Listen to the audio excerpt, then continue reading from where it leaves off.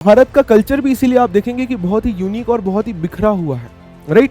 कि कोई भी एक चीज आपको पूरे भारत में देखने को नहीं मिलती है। India is a land of diversity, ऐसा क्यों कहा जाता है? बिकॉज इतने डिफरेंट लैंड फॉर्म्स हैं। इस माउंटेन रेंज में क्या क्या आता है?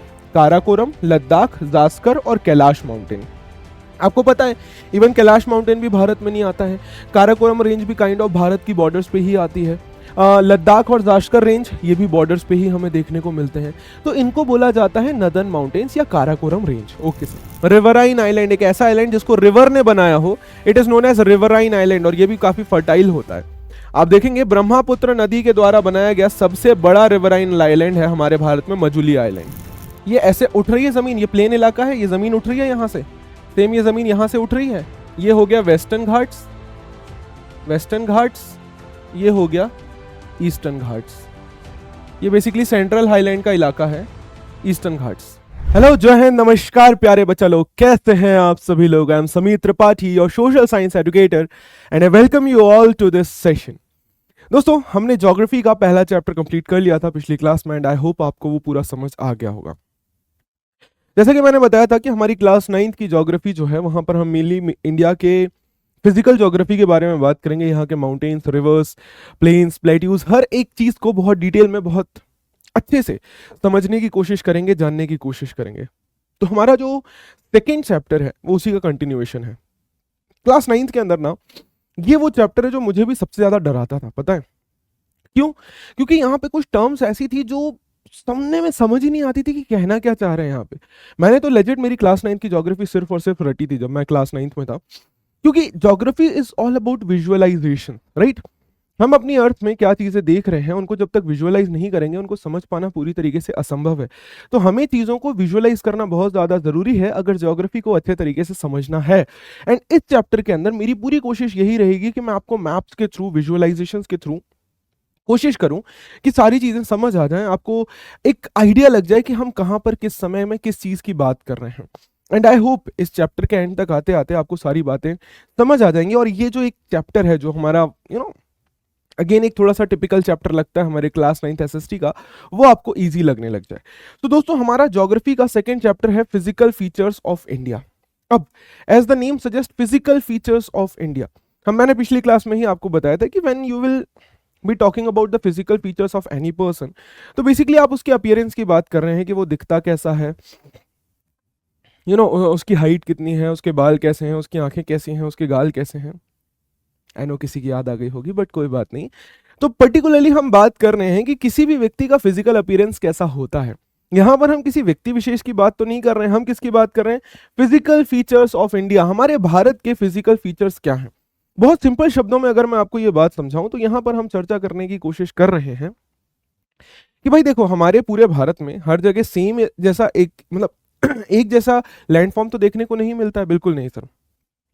कहीं पर माउंटेन्स है तो कहीं पर प्लेन्स है, कहीं पर रिवर्स हैं तो कहीं पर प्लेट्यूज हैं। बिल्कुल सही सर। मतलब हर एक जगह पे हमें एक मेजर फिजियोग्राफिक डिवीजन देखने को मिलता है हमारे भारत के अंदर। और इस चैप्टर के अंदर हम बेसिकली उन्हीं मेजर फिजियोग्राफिक डिवीजन्स की बात करेंगे जो हमारे पूरे भारत को कवर किए हुए हैं, या हमारे भारत का जो लैंड फॉर्म है वो किस प्रकार का है। हमारा पूरा मेजर चैप्टर बात करने वाला है major physiographic division. Physiographic division का मतलब क्या होता है? Same sir, physical division. कि भाई हमारे भारत में क्या क्या है, कौन कौन से फिजिकल डिवीजन्स हैं, उनके बारे में हम चर्चा करेंगे। अब आपको एक बेसिक सा रिकैप तो याद ही होगा। हमें याद है कि सर हमारे भारत में सेंटर से कौन सी लाइन पास कर रही है? Sir it is tropic of cancer. बिल्कुल सही sir. North, south, east, west latitudes और लॉन्गिट्यूड्स मैंने आपको बता ही दिए थे। आज के चैप्टर में हम बेसिकली बात करने वाले हैं कि हमारे भारत में ना अलग अलग फिजियोग्राफिक डिवीजन्स हमें देखने को मिलते हैं। What kind of physiographic division sir? जैसे आप देखेंगे ये वाला इलाका है नदर्न माउंटेन्स का, नदर्न माउंटेन्स का। यहां पर हमें देखने को मिलते हैं भारत के नॉर्थ में माउंटेन्स। सर उसके अलावा यहां पर हमें देखने को मिलते हैं आप देखेंगे यहां पर हमें देखने को मिलते हैं नदर्न प्लेन्स का इलाका, नदर्न प्लेन्स का इलाका।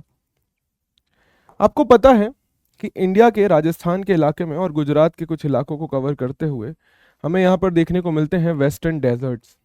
क्या देखने को मिलते हैं? Western deserts. बिल्कुल सही सर। उसके अलावा और कौन कौन से फिजियोग्राफिक डिवीजन है? फिर सर हमारे पास आ जाता है,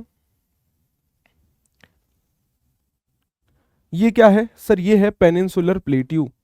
पेनिनसुलर प्लेट्यू, ये है हमारा पेनिनसुलर प्लेट्यू। और पेनिनसुलर प्लेट्यू से ही लगा हुआ हमें देखने को मिलता है हमारे इस इलाके में, basically talking about this region and this region, यहां पर हमें देखने को मिल जाते हैं कोस्टल प्लेन्स। क्या देखने को मिल जाते हैं बच्चे? Coastal planes.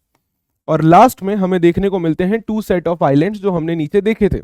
तो एक ओवरऑल बेसिक फिजियोग्राफिक डिवीजन की जब मैं बात करता हूं, तो इन्हीं फिजियोग्राफिक डिवीजन्स के बारे में हम बात करने वाले हैं कि हमारा भारत कुछ इस प्रकार से बटा हुआ है अलग अलग लैंडमार्क फीचर से, अलग अलग लैंड फीचर से। आपको पता है कि sir India is a very vast country और एक जैसे लैंडफॉर्म्स हमें कहीं पर भी देखने को नहीं मिलते हैं।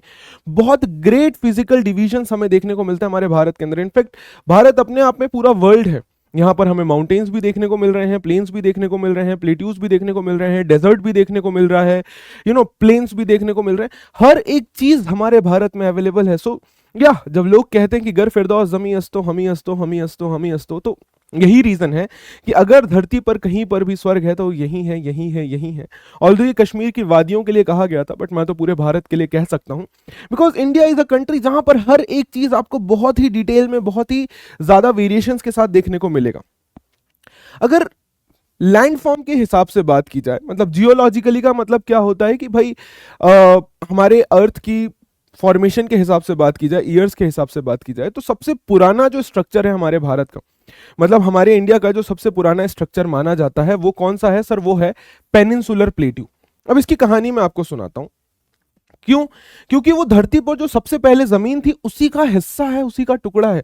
तो ऑब्वियस सी बात है कि हमारे भारत में जो जमीन पेनिनसुलर प्लेट्यू की अवेलेबल है, it is the oldest land mass. क्या कारण है मैं भी उसके बारे में बताऊंगा आपको। हिमालयन और नदर्न प्लेन्स ये सबसे रीसेंट लैंडफॉर्म्स हैं, ये बहुत ज्यादा पुराने नहीं हैं। और भारत का कल्चर भी इसीलिए आप देखेंगे कि बहुत ही यूनिक और बहुत ही बिखरा हुआ है, राइट? कि कोई भी एक चीज आपको पूरे भारत में देखने को नहीं मिलती है। India is a land of diversity, ऐसा क्यों कहा जाता है? बिकॉज इतने डिफरेंट लैंडफॉर्म्स हैं, इतने डिफरेंट डिफरेंट प्रकार के फीचर्स हैं, तो ऑब्वियस सी बात है सर, इतने अलग अलग लैंडफॉर्म्स में रह रहे जो लोग होंगे, उनकी लाइफस्टाइल भी अलग अलग होगी, रहने का तरीका भी अलग अलग होगा। एंड बिकॉज उनके रहने का तरीका अलग है, तो ऑब्वियस सी बात है कि सर उनका कल्चर भी बहुत ज्यादा डिफरेंट होगा। अब नॉर्थ साउथ ईस्ट वेस्ट की बात करें तो सर नॉर्थ में हमें देखने को मिलते हैं स्नो से भरे हुए, स्नो से कवर्ड हिमालयन माउंटेन्स। साउथ में coastal villages, tropical forest south west coast पर, फर्टाइल ब्रह्मपुत्र वैली ईस्ट में और थार डेजर्ट वेस्ट में। अब मैंने जो आपको एक बात बताई, इस कहानी को बहुत ध्यान से सुनना, बिकॉज ये कहानी है जो आपके कई सारे सवालों का जवाब देने वाली है, ठीक है? देखिए, इसी के पिछली स्लाइड में मैंने आपको एक स्टेटमेंट दिया कि जो हमारा पेनिनसुलर प्लेट्यू है, it is the oldest landmass या एंशिएंट लैंडमास का हिस्सा है। रीजन क्या है? देखो, ये थोड़ी सी कहानी समझना, ये बहुत जरूरी कहानी है आपको पूरी बात समझाने के लिए। होता क्या है, जब हमारी धरती का फॉर्मेशन हुआ तो हमारी धरती के अंदर ना केवल दो ही चीजें थी, एक बहुत बड़ी जमीन और बहुत सारा पानी। बात समझ रहे हो? बहुत बड़ी जमीन और बहुत सारा पानी। मतलब इसको मैं आपको ऐसे दिखाता हूं, ऐसा समझना। सपोज ये हमारी धरती है, ठीक है? ये हमारी धरती है। जब हमारी धरती बनी तो हमारी धरती के अंदर सिर्फ दो ही मेजर चीजें थी, एक तो बहुत बड़ा लैंड मास और बहुत सारा पानी। ठीक है सर, बात समझ रहे हो? बहुत बड़ा लैंड मास और बहुत सारा पानी। ओके सर, ठीक है सर। अब होता क्या है, होता क्या है, हमें क्या देखने को मिलता है कि इनको दो नामों से जाना जाता था। इनको दो नामों से जाना जाता था। कौन से दो नाम सर? मैं एक सेकंड इसको कलर कर देता हूं ताकि हमें चीजें समझ आती रहें, ठीक है? देखो, ये जो लार्ज वाटर बॉडी होती थी इसको बोला जाता था क्या? इसको बोला जाता था सर पैंथालासा। क्या बोला जाता था इसको? पैंथालासा। और ये जो लार्ज लैंडमास था इसको बोला जाता था पैंजिया। पैंजिया। बात समझे? जब हमारी धरती बनना शुरू हुई थी तो एक बहुत बड़ी वाटर बॉडी थी और एक बहुत बड़ा लैंड मास था। वाटर बॉडी को पैंथालासा बोला जाता था, पैंथालासा ओशन, और लैंड मास को पैंजिया बोला जाता था। अब आपको प्लेट टेक्टोनिक थ्योरी पता है? Plate tectonic theory, plate tectonic theory क्या बोलती है कि हमारे अर्थ का जो क्रस्ट है वो अलग अलग प्लेट से बना हुआ है, और वो प्लेट्स जो हैं लावा के मूवमेंट के कारण मूव करती रहती हैं, और उन्हीं प्लेट्स के मूवमेंट के कारण हमें देखने को मिलता है कि अर्थक्वेक आते हैं। इनफैक्ट अभी जो एक थ्योरी चल रही है कि अफ्रीकन कॉन्टिनेंट का जो ईस्टर्न पार्ट है वो ड्रिफ्ट होना शुरू कर रहा है, और कुछ अगले बहुत सालों के बाद वो ड्रिफ्ट होके भारत से आके मिल जाएगा। तो मतलब क्या हुआ, जब हमारे अर्थ की प्लेट टेक्टोनिक्स मूव करने लगी तो क्या हुआ, ये पेंजिया जो है, ये पेंजिया दो हिस्सों में डिवाइड हो गया। ये पेंजिया जो है ये दो हिस्सों में डिवाइड हो गया। मेरी बात सुनते हुए चलना। पेंजिया कितने हिस्सों में डिवाइड हो गया सर? ये पेंजिया डिवाइड हो गया दो हिस्सों में। कौन से दो हिस्सों में, मैं बताता हूं आपको। सर ये डिवाइड हो गया नदन पार्ट में जो बना, और एक सदन पार्ट में जो बना।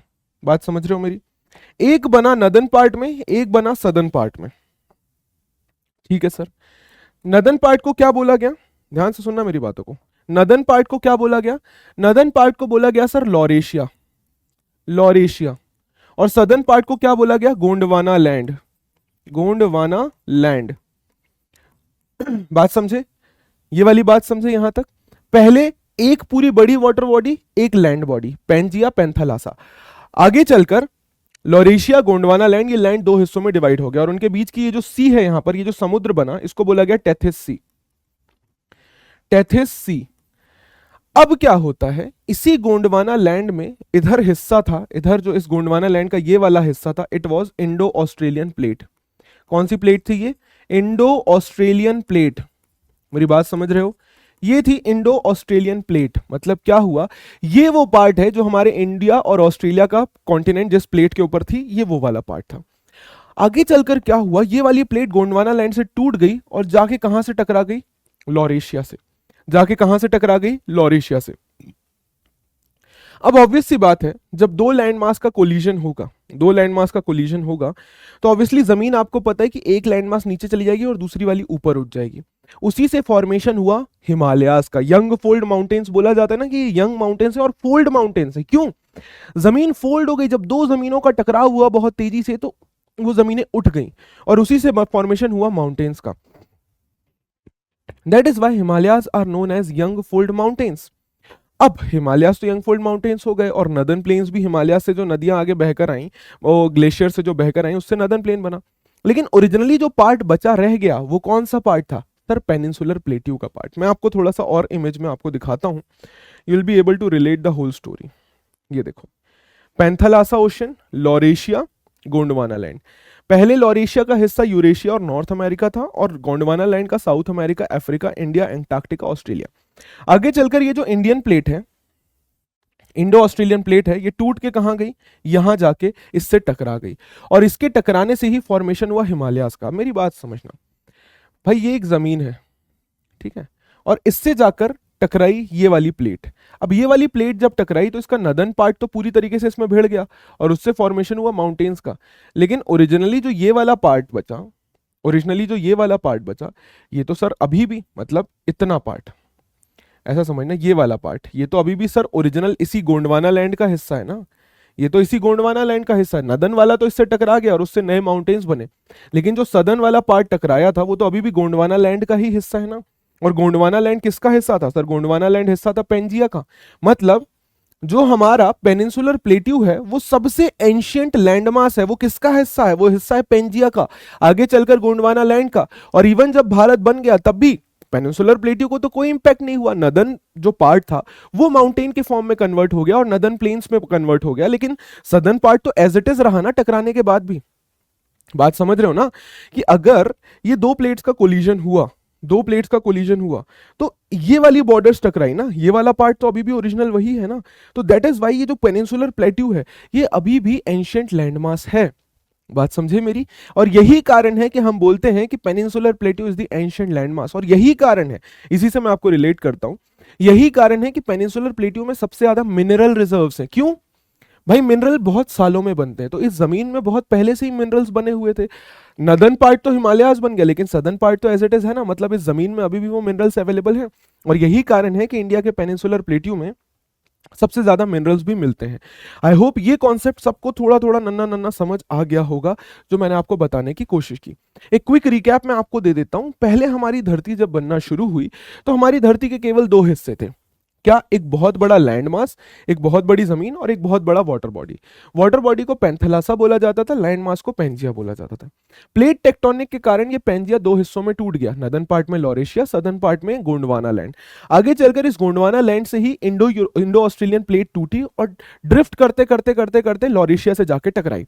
जब वो लॉरेशिया से टकराई तो यंग फोल्ड माउंटेन्स का फॉर्मेशन हुआ, लेकिन इंडिया का सदर्न पार्ट फिर भी एज इट इज रहा। तो इंडिया का सदर्न पार्ट बेसिकली किसका हिस्सा है सर? वो हिस्सा है गोंडवाना लैंड का, और वो गोंडवाना लैंड किसका है? हिस्सा है पेंजिया का। मतलब इंडिया का जो सदर्न पार्ट है, it is geologically the oldest part, oldest land mass. I hope ये वाला कॉन्सेप्ट सबको समझ आ गया है। बहुत बढ़िया। अब हम जब इंडिया की बात करते हैं तो इंडिया के अंदर हम बेसिकली 6 फिजियोलॉजिकल डिवीजन की बात करते हैं, 6 फिजियोग्राफिक डिवीजन्स की बात करते हैं। द हिमालयन माउंटेन्स नॉर्थ में, फिर उसके नीचे नदर्न प्लेन्स, फिर उसके बाद पेनिनसुलर प्लेट्यू, फिर उसके बाद इंडियन डेजर्ट, फिर उसके बाद कोस्टल प्लेन्स, और लास्ट में हमारे पास आते हैं आइलैंड। मतलब जब हम इंडिया के फिजियोग्राफिक डिवीजन्स की बात कर रहे हैं तो हम मेनली 6 फिजियोग्राफिक डिवीजन्स की बात करते हैं। Himalayan mountains, northern plains, peninsular plateau, Indian desert, the coastal plains और द आइलैंड्स। आई होप ये बात सबको क्लियर है। ये 6 मेजर फिजियोग्राफिक या फिजिकल डिवीजन्स है भारत के अंदर, राइट? अब एक एक करके इस चैप्टर के अंदर हम इन सबको पढ़ने की कोशिश करेंगे, समझने की कोशिश करेंगे। देखो, सबसे पहले हमारे पास है नदर्न माउंटेन्स, फिर है हमारे पास नदर्न प्लेन्स, फिर है हमारे पास डेजर्ट, फिर है हमारे पास पेनिनसुलर प्लेट्यू, फिर है हमारे पास कोस्टल प्लेन्स, और लास्ट में हमारे पास आ जाते हैं आइलैंड्स। क्लियर हुआ ये बात? आई होप सबको ये बात क्लियर है। चलिए, ये मैप आपको पूरी तरीके से हर एक चीज बताएगा। अब इस मैप को ना, जब इस चैप्टर को आप पढ़ रहे हो तो बुक साथ में रखो और इस मैप को खोल के रखो, और मैं जब भी जो भी चीज बताऊं बस यहां पर देखते हुए चलो, दैट्स इट। ठीक है? जो भी चीज मैं बताऊंगा बस इस मैप को अपने पास रखो, ये मैप आपको सब बता देगा, सब सिखा देगा। और मैं आज आपको बेसिकली ये मैप पढ़ना ही सिखाने वाला हूं कि ये मैप जो दिया है ये यूं ही नहीं दिया हुआ। इस मैप में बहुत सी चीजें, और एक बार अगर आपने उन चीजों को देख लिया, जान लिया, समझ लिया, ट्रस्ट मी ये पूरा चैप्टर बहुत आसान हो जाएगा। शुरू से शुरू करेंगे हम लोग। एक सिंपल फिगर और दे दिया आपको, शुरू से शुरू करते हैं हम लोग। सबसे पहले हम बात करते हैं नदर्न माउंटेन रेंजेस के बारे में। ठीक है, नदर्न माउंटेन रेंजेस के बारे में। देखो भाई, नदर्न माउंटेन रेंजेस कश्मीर से लेकर असम तक, ये जो लंबे रेंजेस हैं इन्हीं को नदर्न माउंटेन रेंजेस कहा जाता है। इनकी टोटल लेंथ है 2500 किलोमीटर और इनकी विड्थ है 160 से 450 किलोमीटर की। कहीं कहीं पर 160 है, कहीं पे 450 है। जैसे आप कश्मीर में देखेंगे इनकी विड्थ सबसे ज्यादा है, और वहीं पे अगर आप असम में देखेंगे तो इनकी विड्थ बहुत कम है। तो 160 से 450 देखने को मिलती है। अब नदर्न माउंटेन रेंजेस भी ना 2 हिस्सों में डिवाइडेड हैं, ध्यान से सुनना। काराकोरम रेंज और ट्रांस हिमालयास, और दूसरे हैं हिमालयास। ये दिख रही है, ये कहलाएगी काराकोरम रेंज। ये है northern mountains, trans Himalayas, Himalayas के पार। और उसके नीचे जो हमें देखने को मिलेंगे इस तरफ, वो है हिमालयास। तो बेसिकली नदर्न माउंटेन्स भी 2 पार्ट्स में डिवाइडेड हैं, काराकोरम रेंज और trans Himalayas. I mean Karakoram range, जिनको ट्रांस हिमालयास भी बोला जाता है, और नदर्न माउंटेन्स या फिर हिमालयास। बेसिकली हमारे चैप्टर में सिर्फ हिमालयास दिया गया है, बट आपके अंडरस्टैंडिंग के लिए मैं आपको थोड़ा सा समझा देता हूं। देखो, ट्रांस हिमालय रीजन जिसको हम बोलते हैं उसको तिब्बत हिमालय भी कहा जाता है, बिकॉज उसका मैक्सिमम पार्ट जो है वो तिब्बत में लाए करता है। ठीक है, ये ग्रेटर हिमालयास के नॉर्थ साइड में देखने को मिलता है। ग्रेटर हिमालयास के नॉर्थ साइड में, मतलब इंडिया के एकदम नदर्न मोस्ट साइड में हमें देखने को मिलता है, और इसका ज्यादा पार्ट इंडिया में लाई नहीं करता है। इसको तिब्बत हिमालय भी कहा जाता है। क्यों? क्योंकि उसका मैक्सिमम पार्ट तिब्बत में भी लाई किया करता है। इस माउंटेन रेंज में क्या क्या आता है? काराकोरम, लद्दाख, जास्कर और कैलाश माउंटेन। आपको पता है इवन कैलाश माउंटेन भी भारत में नहीं आता है। काराकोरम रेंज भी काइंड ऑफ भारत की बॉर्डर्स पे ही आती है। लद्दाख और जास्कर रेंज ये भी बॉर्डर्स पे ही हमें देखने को मिलते हैं।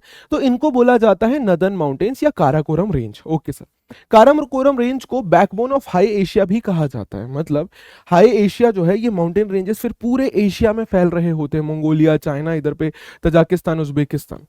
तो ये देखना मेरी बात, ये है हमारे हिमालय। इस मैप में देखना, ये है हमारे हिमालयास। ठीक है, इस मैप में आपको डिफरेंस बताऊंगा। ये है हमारे हिमालयन माउंटेन्स, और इस हिमालयन माउंटेन्स के ऊपर ये जो एरिया दिख रहा है ना, ये कहलाते हैं northern mountains. I hope difference समझ आया आपको। एक बार फिर से यहां पे दिखा देता हूं आपको मैं, ध्यान से देखना मैं आपको। ये है हमारे हिमालयन माउंटेन्स। ठीक है बच्चा लोग, और ये जो है ये हिंदू कुश माउंटेन और ये वाला पूरा माउंटेन, ये जो देख रहे हैं ना, ये है नदर्न माउंटेन्स का काराकोरम रेंज। तो ये वाला है काराकोरम और ये वाला है हिमालयाज। तो कंफ्यूज मत होना, हिमालयाज एक अलग रेंजेस हैं और काराकोरम रेंज एक अलग रेंजेस हैं, ठीक है। तो हमारे भारत में जो मेनली लाई करता है दैट इज हिमालयाज, और हिमालयाज के बारे में ही हमें डिटेल में पढ़ना है हमारे इस चैप्टर के अंदर, ठीक है। वो बस आपकी अंडरस्टैंडिंग के लिए मैंने आपको बता दिया। अब शुरुआत करते हैं हमारे सबसे पहले फिजियोग्राफिक डिविजन्स के साथ, विच आर हिमालयाज। आपको पता है दीज आर द माउंटेन्स। अब इस माउंटेन को देखो, मैंने आपको अभी बताइए माउंटेन्स बने कैसे हैं, दो लैंड मास के टकराने से। दो लैंड मास टकराए और ऑब्वियसली अब उनके बीच में जब फ्रिक्शन होगा तो वो ऊपर उठ जाएंगे, है ना। जब कोई भी दो चीज एक दूसरे के साथ प्रेशर एक्सर्ट करेगी तो वो उनका अपवर्ड राइज होना शुरू होगा। तो इनका अपवर्ड राइज शुरू हुआ और उसी से बने क्या, ये हिमालयास। अब आपको पता है कि जब अपवर्ड राइज हो रहा था, जब दो लैंड मास टकराए, तो उन दो लैंड मास के बीच में क्या थी, टेथिस सी। टेथिस सी दिख रही है। तो टेथिस सी के जो कंकड़ पत्थर थे या जो पानी था, इवन वो भी उनके बीच में आ गया और उसी से इन माउंटेन्स का फॉर्मेशन हुआ, राइट। तो कई सारे डिपॉजिट हमें टेथिस सी के भी देखने को मिलते हैं इन माउंटेन्स के अंदर। और बिकॉज ये फोल्ड होकर बने हैं और बहुत ज्यादा वक्त नहीं हुआ है इनको बने हुए, इनको यंग फोल्ड माउंटेन्स भी कहा जाता है, ठीक है। ये जियोलॉजिकली यंग है, मतलब इनकी एज बहुत ज्यादा नहीं है, बहुत पुराने टाइम पे नहीं बने हैं। और स्ट्रक्चरली ये माउंटेन कैसे बने हैं I am so sorry, they are fold mountains, fold होकर बने हैं, फोल्ड माउंटेन्स, राइट। तो Himalayan mountains are basically young fold mountains. ये माउंटेन रेंजेस कहां से कहां रन कर रहे हैं, वेस्ट टू ईस्ट डायरेक्शन में, और एक आर्क बना रहे हैं, ऐसा एक आर्क बना रहे हैं, इसको आर्क बोलते हैं ना हम लोग। तो क्या ये लोग एक आर्क बना रहे हैं, बिल्कुल सर। वेस्ट से ईस्ट रन करते हुए ये हिमालयन माउंटेन्स एक आर्क बनाते हैं। बेसिकली अगर इनकी बाउंड्री की बात की जाए तो ये दो नदियों से घिरे हुए हैं। नॉर्थ में हमारे पास है इंडस नदी, साउथ में हमारे पास है ब्रह्मपुत्र नदी, ठीक है। नॉर्थ में हमारे पास है इंडस नदी और इधर सॉरी ईस्ट वेस्ट में है हमारे पास इंडस नदी और ईस्ट में है हमारे पास ब्रह्मपुत्र नदी। ये दुनिया के सबसे हाईएस्ट और सबसे ऊंचे, लॉफीएस्ट का मतलब बहुत ऊंचे ऊंचे माउंटेन्स हैं। आपको पता है हिमालय की हम बात करते हैं या हिमालय में जो माउंटेन रेंजेस हमें देखने को मिलती हैं हम उनकी बात करते हैं, तो माउंट एवरेस्ट दुनिया की सबसे ऊंची पीक ये इसी हिमालय में हमें देखने को मिलती है।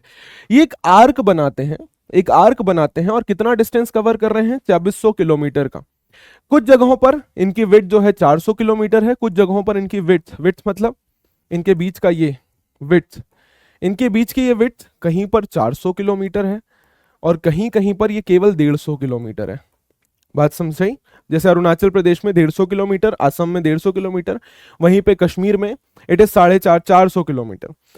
ये हिमालय एक नेचुरल बैरियर की तरह भी काम करता है। नेचुरल बैरियर का मतलब क्या हुआ, नेचर के द्वारा बनाया गया एक बैरियर, एक बड़ा सा पहाड़ जो नॉर्थ से आती हुई ठंडी हवाओं को रोकता है। आपको पता है कि भाई इंडिया के ऊपर, आपको मैंने कल एक चीज बताई थी, याद आ रहा होगा, हमने एक चीज पढ़ी थी कि जैसे जैसे हम इक्वेटर से दूर जाते जाते हैं, इक्वेटर से हम जितना दूर जाएंगे टेम्परेचर कम होता जाएगा, कोल्ड होता जाएगा।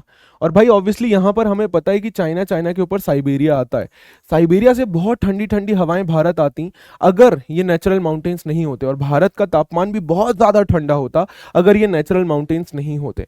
तो ये नेचुरल माउंटेन्स कहीं ना कहीं एक बैरियर का काम करते हैं, इन ठंडी हवाओं को रोकने का काम करते हैं, और इंडिया का टेम्परेचर मॉडरेट रहता है। अदरवाइज इंडिया का टेम्परेचर भी बहुत ठंडा होता, क्योंकि ये साइबेरिया की जो हवाएं हैं सीधे भारत की तरफ आती। बात समझे? Okay sir. ये माउंटेन्स बहुत ही कोल्ड, बहुत ही ठंडे, और रगेड टोपोग्राफी का मतलब क्या, अनइवन टोपोग्राफी। मतलब माउंटेन्स का तो आपको पता ही, they are very uneven topography, और इनकी टोपोग्राफी इतनी खराब है, ये माउंटेन इतने ठंडे हैं, तो यही एक कारण भी बना कि बहुत लंबे वक्त तक भारत को फॉरेनर्स के अटैक से भी इन माउंटेन्स ने बचाया रखा। और इवन आज भी हमारे नेबर्स हमारे ऊपर अटैक नहीं कर पाते हैं, क्योंकि ऑब्वियसली हमारे पास एक एडवांटेज है इन माउंटेन्स का।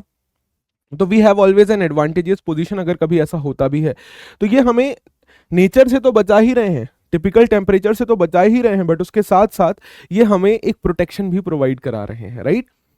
Now this is what Himalayan mountains are, ठीक है। हिमालयन माउंटेन्स समझ रहे हो? अब ये स्प्रेड कैसे हैं, क्या ये लॉन्गिट्यूडनली एक्सप्रेड है? बिल्कुल सही सर। तो लॉन्गिट्यूडनली हमें क्या देखने को मिलता है, these mountains are spread longitudinally. Longitudinally ये माउंटेन्स इस तरीके से स्प्रेड है, इस लॉन्गिट्यूड से उस लॉन्गिट्यूड के बीच में। तो इसीलिए आपने एक टर्म देखा होगा बुक के अंदर, the longitudinal division. Longitudinal division की भाई इन दो लॉन्गिट्यूड के बीच के एक डिवीजन। अब देखना माउंटेन और माउंटेन रेंजेस क्या होती हैं? ये है पूरा हिमालयन माउंटेन का एक एरिया, और ये जो छोटे छोटे दिख रहे हैं ना, इनको बोला जाता है रेंजेस। इनको क्या बोला जाता है? रेंजेस। अब इन्हीं तीनों के बारे में हम बात करेंगे। आपने सुना होगा ना कि हिमालयन माउंटेन्स के 3 डिवीजन हैं, 3 डिवीजन। ये सबसे पहले माउंटेन्स दिख रहे हैं, कैन यू सी हियर? सबसे पहले माउंटेन्स, ये एक रेंज है, मतलब ये एक पहाड़ों की श्रृंखला है जो ऐसे चली जा रही है। इसको बोलते हैं, इसको बोलते हैं ग्रेटर हिमालयास।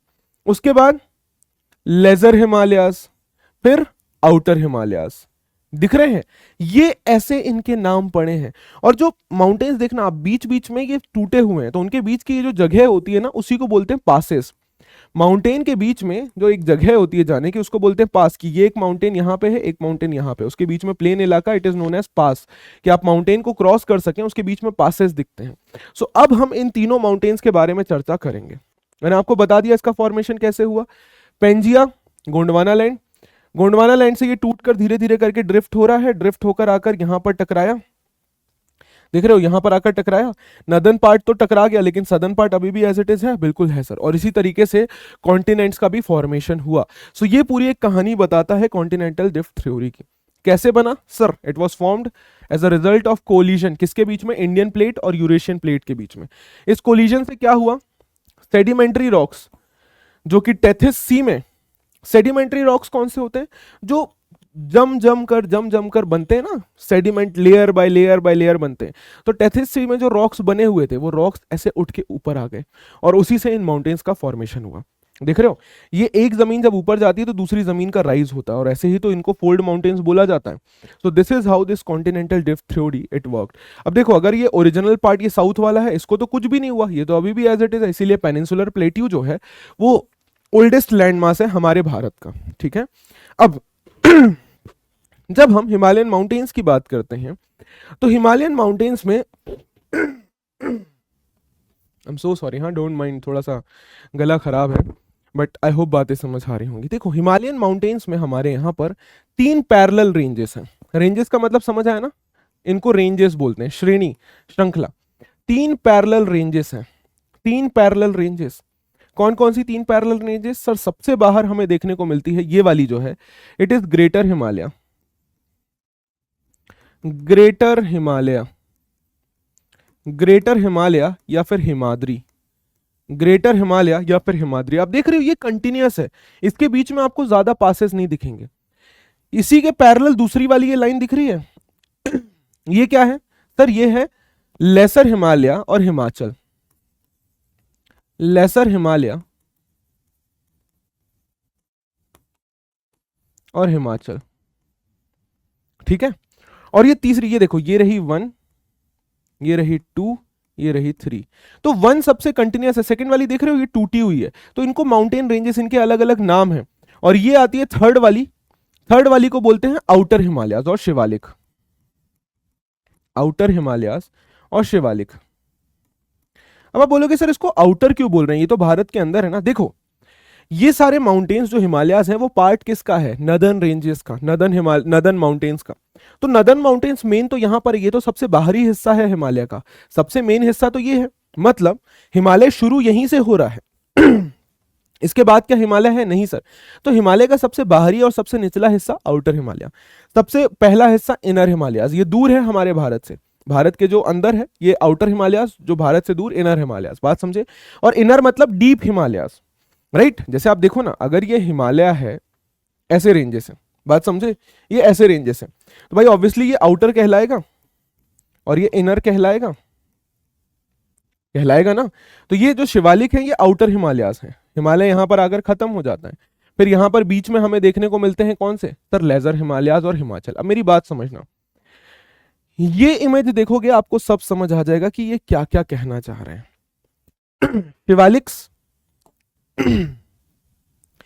यहां से माउंटेन शुरू हुआ, माउंटेन शुरू हुआ, फिर आए लेजर हिमालयास और फिर आए ग्रेटर हिमालयास।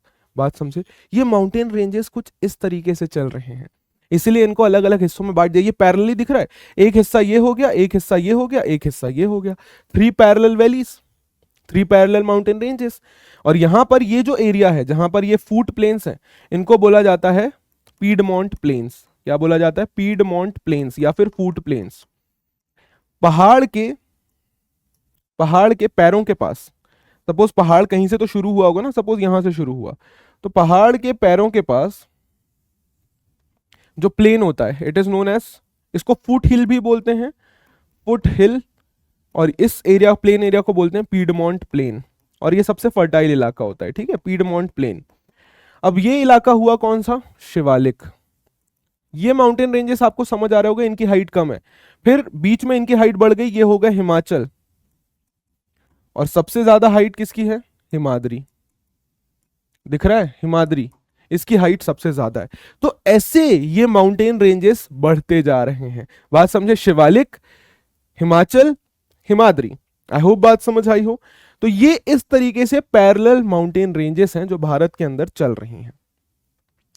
अब उसके अलावा इनको हम ऐसे भी डिवाइड कर देते हैं। देखो, ऐसे तो हमने लॉन्गिट्यूडनली कर दिया, अब लैटिट्यूडनली भी हम इनको डिवाइड कर देते हैं, ठीक है।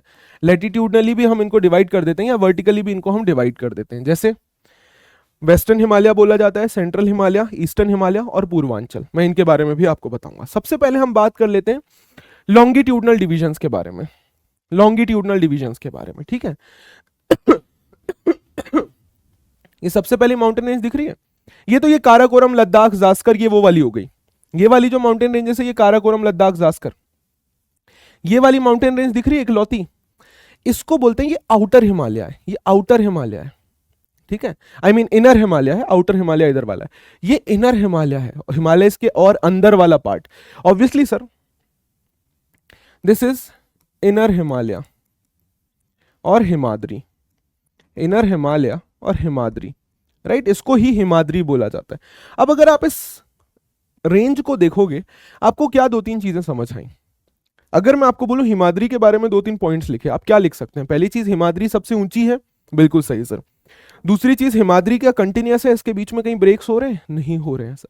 2 पॉइंट्स आपको मिल गए, अब याद रहेंगे कि बिकॉज हिमाद्री, अब देखो ना भाई, ये रहा शिवालिक, हिमाचल और हिमाद्री, तो ये पहाड़ों के और अंदर जाके ये ऊंचा हुआ ना, इसीलिए इसको इनर बोला जा रहा है, इनर हिमालय। ये पहाड़ों के और अंदर है, ये पहाड़ों के बाहर है, तो ये आउटर हिमालय, ये आउटर हिमालय। शिवालिक, तो भाई शिवालिक उतना ऊंचा नहीं है, शिवालिक से थोड़ा ज्यादा ऊंचा है हिमाचल, और हिमाचल से सबसे ज्यादा ऊंचा है हिमाद्री।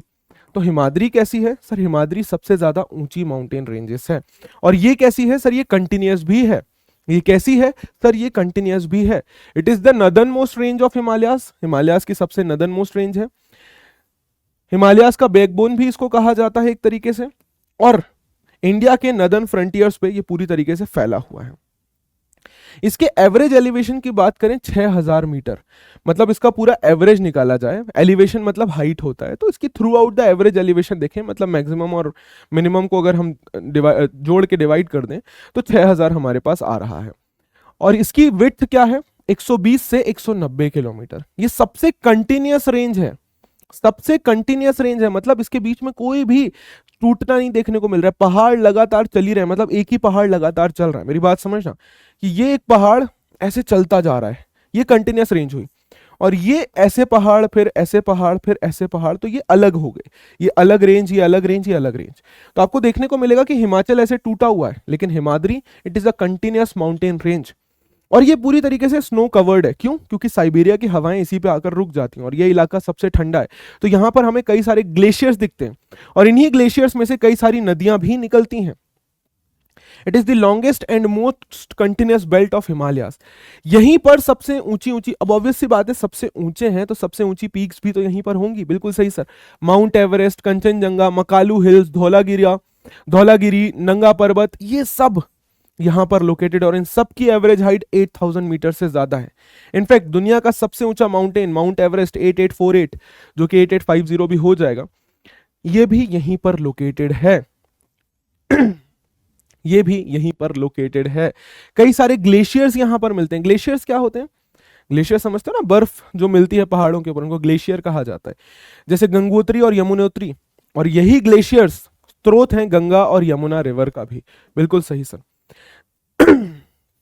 हिमालय का जो ये वाला हिस्सा है ना, ये ग्रेनाइट का बना हुआ है, ग्रेनाइट, ग्रेनाइट पत्थरों का, क्योंकि जब दो पत्थर टकराए थे तो ग्रेनाइट का ही हिस्सा सबसे ऊंचा वाला जो बना है हमें देखने को मिलता है, वो ग्रेनाइट पत्थर है। इनफैक्ट आपको मैंने बताया था कि टेथिस सी था।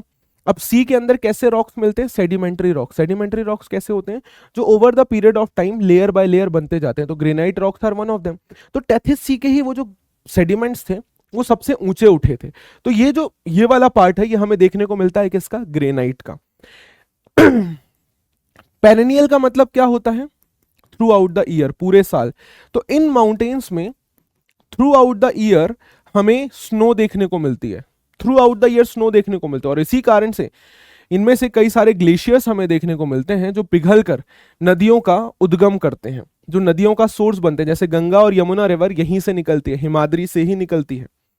यहीं पर कुछ सबसे ऊंची माउंटेन पीक्स हैं, जैसे सबसे ऊंचा तो हमें पता ही है माउंट एवरेस्ट, लेकिन ये याद रखना माउंट एवरेस्ट सबसे ऊंचा नेपाल में है, भारत का नहीं। भारत का सबसे ऊंचा है कंचनजंगा, ठीक है। फिर मकालू हिल्स, धौलागिरी, नंगा पर्वत, अन्नपूर्णा, नंदा देवी, कामेत, नामचा बरवा, गुरलाम मंदाता, ठीक। ये नाम देख लीजिएगा, याद, ये तो याद रख लीजिएगा ऊपर के दो तीन, ठीक है सर। तो कोई भी पूछे भारत का सबसे ऊंचा, सर कंचनजंगा। ओवरऑल सबसे ऊंचा mount Everest. Mount Everest Bharat में नहीं है, ये याद रखना, ठीक है। ओके। अब हिमाद्री के नीचे अगला पार्ट कौन सा आया? सर हिमाचल। हिमाद्री के देखो ये रहा हिमाद्री, तो आपको पता ही है ना, north south east waste, north south पता है ना। तो हिमाद्री के साउथ में क्या पड़ रहा है? हिमाद्री के साउथ में पड़ रहा है हिमाचल। हिमाद्री के साउथ में क्या पड़ रहा है? हिमाचल। ये सबसे रगेड माउंटेन है। रगेड मतलब बहुत ही अनइवन और बहुत ही टूटा टूटा बिखरा बिखरा है, मतलब कोई एक माउंटेन रेंज पूरी नहीं चल रही है, ये बहुत ही टूटा और बिखरा हुआ माउंटेन रेंज हमें देखने को मिलता है। नॉर्थ वेस्ट से लेकर नॉर्थ ईस्ट इंडिया तक चलता है। इसको लेजर हिमालय भी बोला जाता है, लेजर हिमालय या हिमाचल। ये रहा दूसरा पार्ट इसका, लेजर हिमालय या हिमाचल, लेजर हिमालय या हिमाचल। अब देख रहे हो, देख रहे हो ये कैसे टूटा हुआ है, बिखरा हुआ है, देख रहे हो? एक छोटा सा हिस्सा ये, फिर ये, फिर ये, फिर ये, यहाँ ऐसे, फिर ऐसा, फिर छोटा सा पार्ट, फिर यहाँ पे छूट गया, फिर ये पार्ट, और यहाँ पे आके ये मुड़ गया है और फिर ऐसे कंटिन्यू हुआ है, देखने को मिल रहा है। तो ये नॉर्थ ईस्ट तक फैला हुआ है, ये वाला माउंटेन रेंज, यही वाला माउंटेन रेंज नॉर्थ ईस्ट तक फैला हुआ है। ये कौन सा है? ये है सर सेकेंड वाला। सेकेंड कौन सा है? लेजर हिमालय। ऑब्वियसली इसकी हाइट हिमाद्री से कम होगी, 3300 से 4500 के बीच में, 50 किलोमीटर इसकी विड्थ है, सबसे रगेड माउंटेन सिस्टम है। Highly compressed and Altered rocks. Highly compressed का मतलब क्या हुआ? देखो, जो पत्थर पहले टकराए वो तो उड़ गए, लेकिन जो पत्थर अब दबे, आपस में टकराए, वो पत्थर ही तो बीच में रहेंगे। जो टकराए, बीच में कंप्रेस हुए, वो पत्थर कौन से थे? बीच वाले। भाई देखो, ये दो प्लेट्स टकराई तो भाई इनका टॉप तो ऊपर चला गया, टॉप तो ऊपर चला गया, लेकिन इनका बॉटम जो है, ये बीच वाला पार्ट, ये तो सबसे ज्यादा कोलिजन किया ना। तो सबसे ज्यादा अल्टर्ड और हाईली कंप्रेस्ड रॉक्स जो देखने को मिलते हैं वो हमें हिमाचल में ही देखने को मिलते हैं, ठीक है, हिमाचल में ही देखने को मिलते हैं। कौन कौन से स्टेट्स में फैला हुआ है? जम्मू एंड कश्मीर, हिमाचल प्रदेश, उत्तराखंड और नॉर्थ ईस्टर्न स्टेट्स में। बिल्कुल सही सर। इस माउंटेन रेंज की अगर मैं बात करूं तो इसमें इंपॉर्टेंट रेंजेस कौन कौन से, इंपॉर्टेंट पार्ट्स कौन कौन से? जैसे पीर पंजाल, धौलाधर, महाभारत रेंजेस। बात समझना, ये देख रहे हो, पीर पंजाल, धौलाधर, महाभारत, ऐसे ये हैं वो रेंजेस।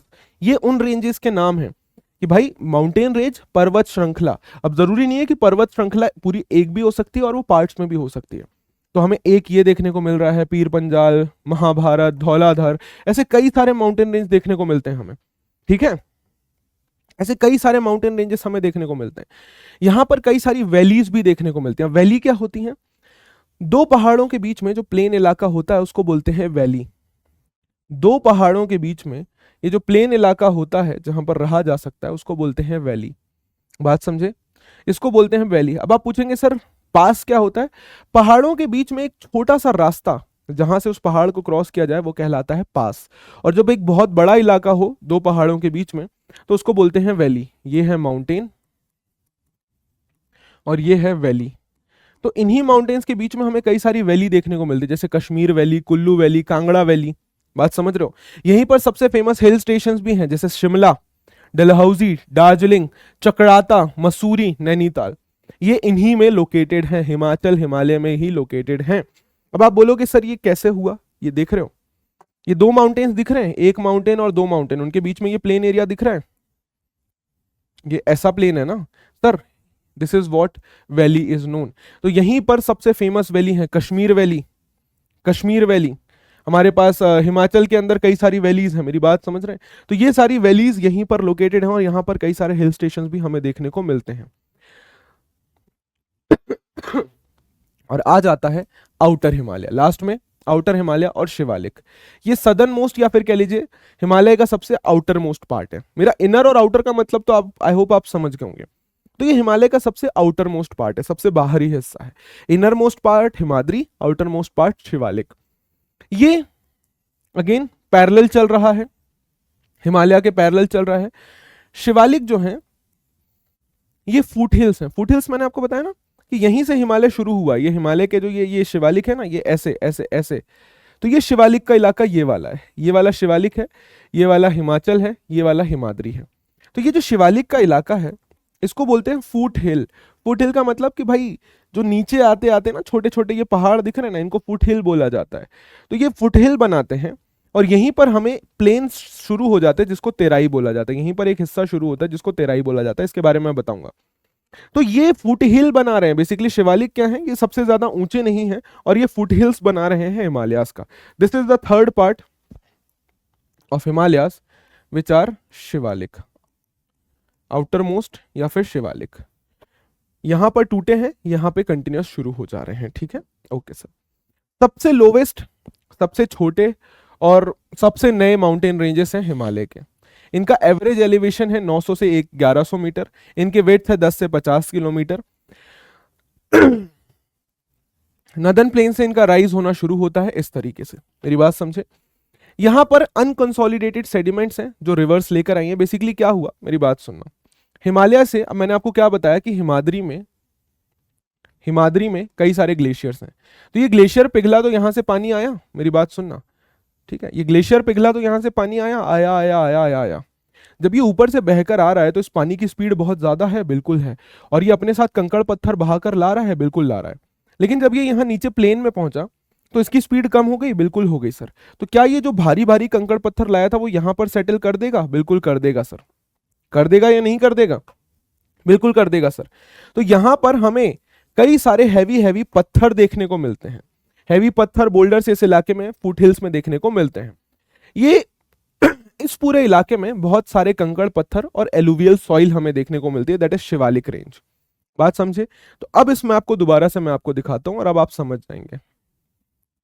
ये है सबसे पहली हिमाद्री, हिमाचल, शिवालिक। बात समझ आई? तीन माउंटेन रेंजेस जो पैरेलल चल रही हैं और ये तीनों मिलकर बनाती हैं हिमालयास। उसके ऊपर सर काराकोरम, जास्कर, लद्दाख, वो कौन से हैं? वो सर नदन माउंटेन्स में आ गए, है ना? वो दूसरे K2 और ये पामिर नॉट, ये दिख रहा है जहां पे सारे माउंटेन्स मिल रहे हैं, इसको पामिर नॉट बोला जाता है। तो ये इसका पार्ट हो गया। ये बात क्लियर हुई सबको? अब हमने क्या देख लिया कि इसके डिवीजन इस तरीके से। अब हम देखते हैं इसके डिवीजन इस तरीके से। हिमालयन माउंटेन्स को ऐसे तो बांटा ही गया है, लेकिन ऐसे भी बांटा गया है, वर्टिकली भी उनको डिवाइड किया गया है। जैसे आप देखें, एक हिस्सा उसका लाए कर रहा है हिमाचल और कश्मीर में, एक लाए कर रहा है तिब्बत में, एक नेपाल में, फिर एक नॉर्थ ईस्ट में। तो अब उस तरीके से इन हिमालयास के डिविजन्स को समझने की कोशिश करेंगे हम लोग, ठीक है? एक सेकेंड देना मुझे।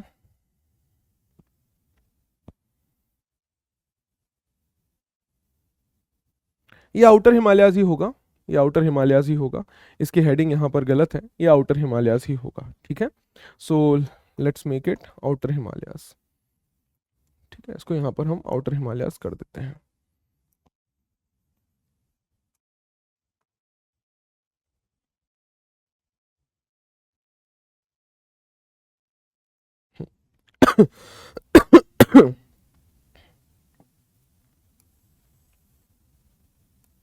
ये आउटर हिमालयाज में ही आएगा, ठीक है? ये सब शिवालिक का ही हिस्सा है, ये सब शिवालिक का ही हिस्सा है। बात समझे? ये वाली पूरी जो लाइंस हैं ये शिवालिक की हैं।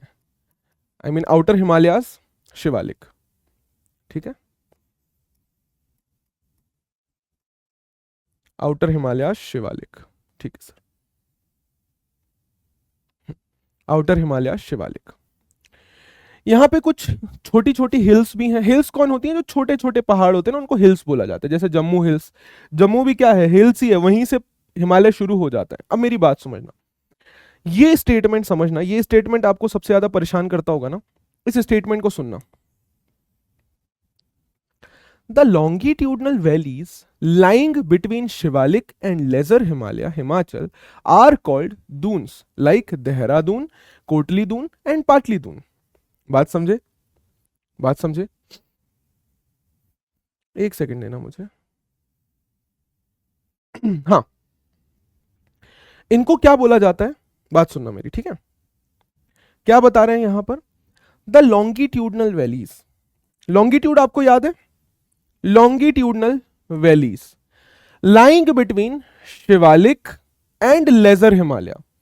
द लॉन्गिट्यूडनल वैलीज मतलब इन दोनों पहाड़ों के बीच में ऐसी जो वैलीज हैं, जो प्लेन इलाका है, उनको क्या बोला जाता है? उनको बोला जाता है दून्स।